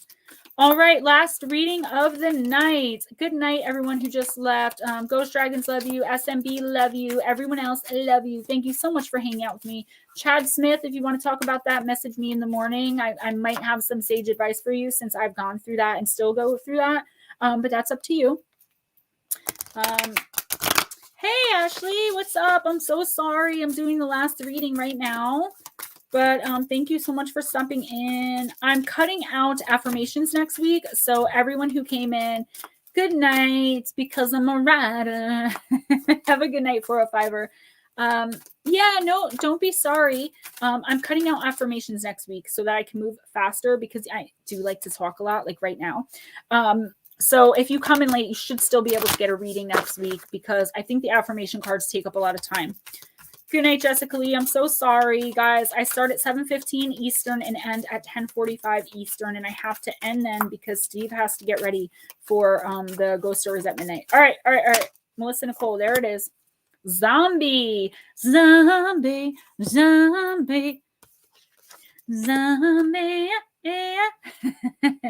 With their tanks and their bombs and their moms and their guns in your head. Stop it, Gemma. They are fighting. Sorry, guys. All right, love you guys. All right, Melissa Nicole. The dead arise, voices a mumbling. After our brains, our screams, they are tumbling. Zombies have become quite the fashion recently, much like vampires. Turn on the television and you can't escape the moaning and groaning of these, the living dead. And yes, they do seem to be after your brains. There are even public zombie walks where people dress up as zombies and, quote unquote, appear en masse on roads and in cities. That would freak me out if I saw a bunch of zombies. Like, guys, I'm prepared for the zombie apocalypse. I already know whose house I'm gonna hit to live in and board myself in. I have food stocked away. It's coming. So anyway, Sorry. But zombies are not merely a fun icon of popular culture. Traditionally, they are mainly associated with the African and Haitian voodoo religion. Zombies are said to be dead bodies reanimated by incantations chanted by a learned practitioner called a Bokor, and they are usually enlivened for a purpose. The practitioner is said to capture part of a living soul to animate the body, and that it is always a temporary action as the soul cannot be contained in that decomposing body for long, or God will take the soul back. Yeah, Edna, please put your email in one more time if you don't mind, because I didn't get it. I was busy reading. One of the most frightening aspects of the idea of zombieism is the idea of our souls and consciousness being trapped inside a body that does not do our bidding, but someone else's. Another is the idea of being buried alive, the fate of some, it is said, who get trapped in already dead bodies. Should the zombie step unsteadily into your life, it's time to look at the concept of control. Do you want to control everything, leaving little to free expression? Do you choose partners who are not your equal so that they are more easily manipulated and changed to your liking? Or do you allow that to happen to you? If you are not living your most authentic life, it's time to look at why and how to change that. There is someone in your life who is controlling you, telling you what to do, making you feel less than, not listening to you, treating you like garbage, not letting you do the things you want to do, not letting you achieve your goals. I don't know who this person is, but they got to go. This is not my message to you, Melissa. It would be as your friend if I knew something like this was going on, okay? You are being stifled. You are being held down, like literally spiritually held down. You have shackles, spiritual shackles, because there are things you want to do, opportunities that are being handed to you, Melissa. Okay. And you're reaching out to take them, and this person's snatching your hand away. No, you're not doing that. And I'm going to make sure you don't do that. I'm going to ruin everything for you. And you're like, okay, and I just don't want to fight. Come on, girl. You know that's wrong. If you saw that happening to someone else, what would you say to them? I'm not saying it's easy to get out of relationships or friendships or familial bonds like that. I don't expect next week for you to come in and be like, I got rid of this person. No, girl, you need to start making a plan. This person you are missing opportunities that are going to, they're not going to keep coming around. Eventually, okay, this person's going to take so much away from you that people are going to stop offering you these opportunities. The universe is going to be like, man, she's not learning anything. She's not ready yet. We'll come back around in another 10 years. You are going to lose so much of your life to this person. Whoever it is, don't know. You deserve so much better. I love you guys. I really have to use the potty. Thank you so much for hanging out with me. I really, really do appreciate all of you. Okay. Thank you to anyone who donated through PayPal or Cash App. I really appreciate that. I don't even know if anyone did, but if anyone did, I want to make sure I say thank you. It's in the description box. Thanks for hanging out with me all night. On Friday nights, you will see me at Paranormal Chop Shop on Paranormal Chop Shop. Don't forget, every Saturday and Sunday night from 11 p.m. Eastern to 2 a.m. Eastern, I will be on Spaced Out Radio for the After Hour show with Big Willie Townsend and John Hudson. Also, at 12 o'clock, you can see Bigfoot Anon Connor chat it up with Dave Scott over on Spaced Out Radio, or our very own Steve Stockton has 13 past midnight. He's the one, if you guys don't know, who produces this stream for me, and also you guys know who Steve Stockton is. So check either one of those out. Go back and forth. Do what you got to do, but show your support to the other people in the community. You guys are so, so, so welcome. Mac and Melissa talk. Hit me up. I'm kind of in the same boat too. Only I started smacking that hand away, but I'm still trapped in my own way too, guys. We're all trapped in our own way, whether it's trapped by ourselves or trapped by someone else. I'm going to stop rambling now. I think the Red Bull finally kicked in. I really, really, really love you guys. Be kind. As soon as I'm done getting everything up and running, I am going to do that face-to-face with you. Because I've actually have to email you as soon as I get a chance. There are things going on. All right. I love you guys. I really have to sign off. Steve's got to get ready for his show. I will see you Friday night, hopefully Saturday night, hopefully Sunday night, hopefully, and then back here on Wednesday night. No affirmation cards so we can get more people read. Steve Stockton, if you're listening, I love you. Thank you so much for producing this stream, and I will speak to you tomorrow. Bye.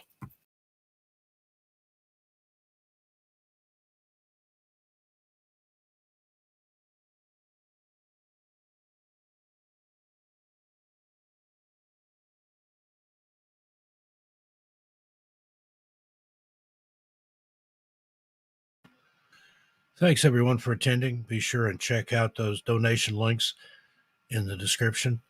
I'll see you in about 15 minutes over on 13 Past Midnight.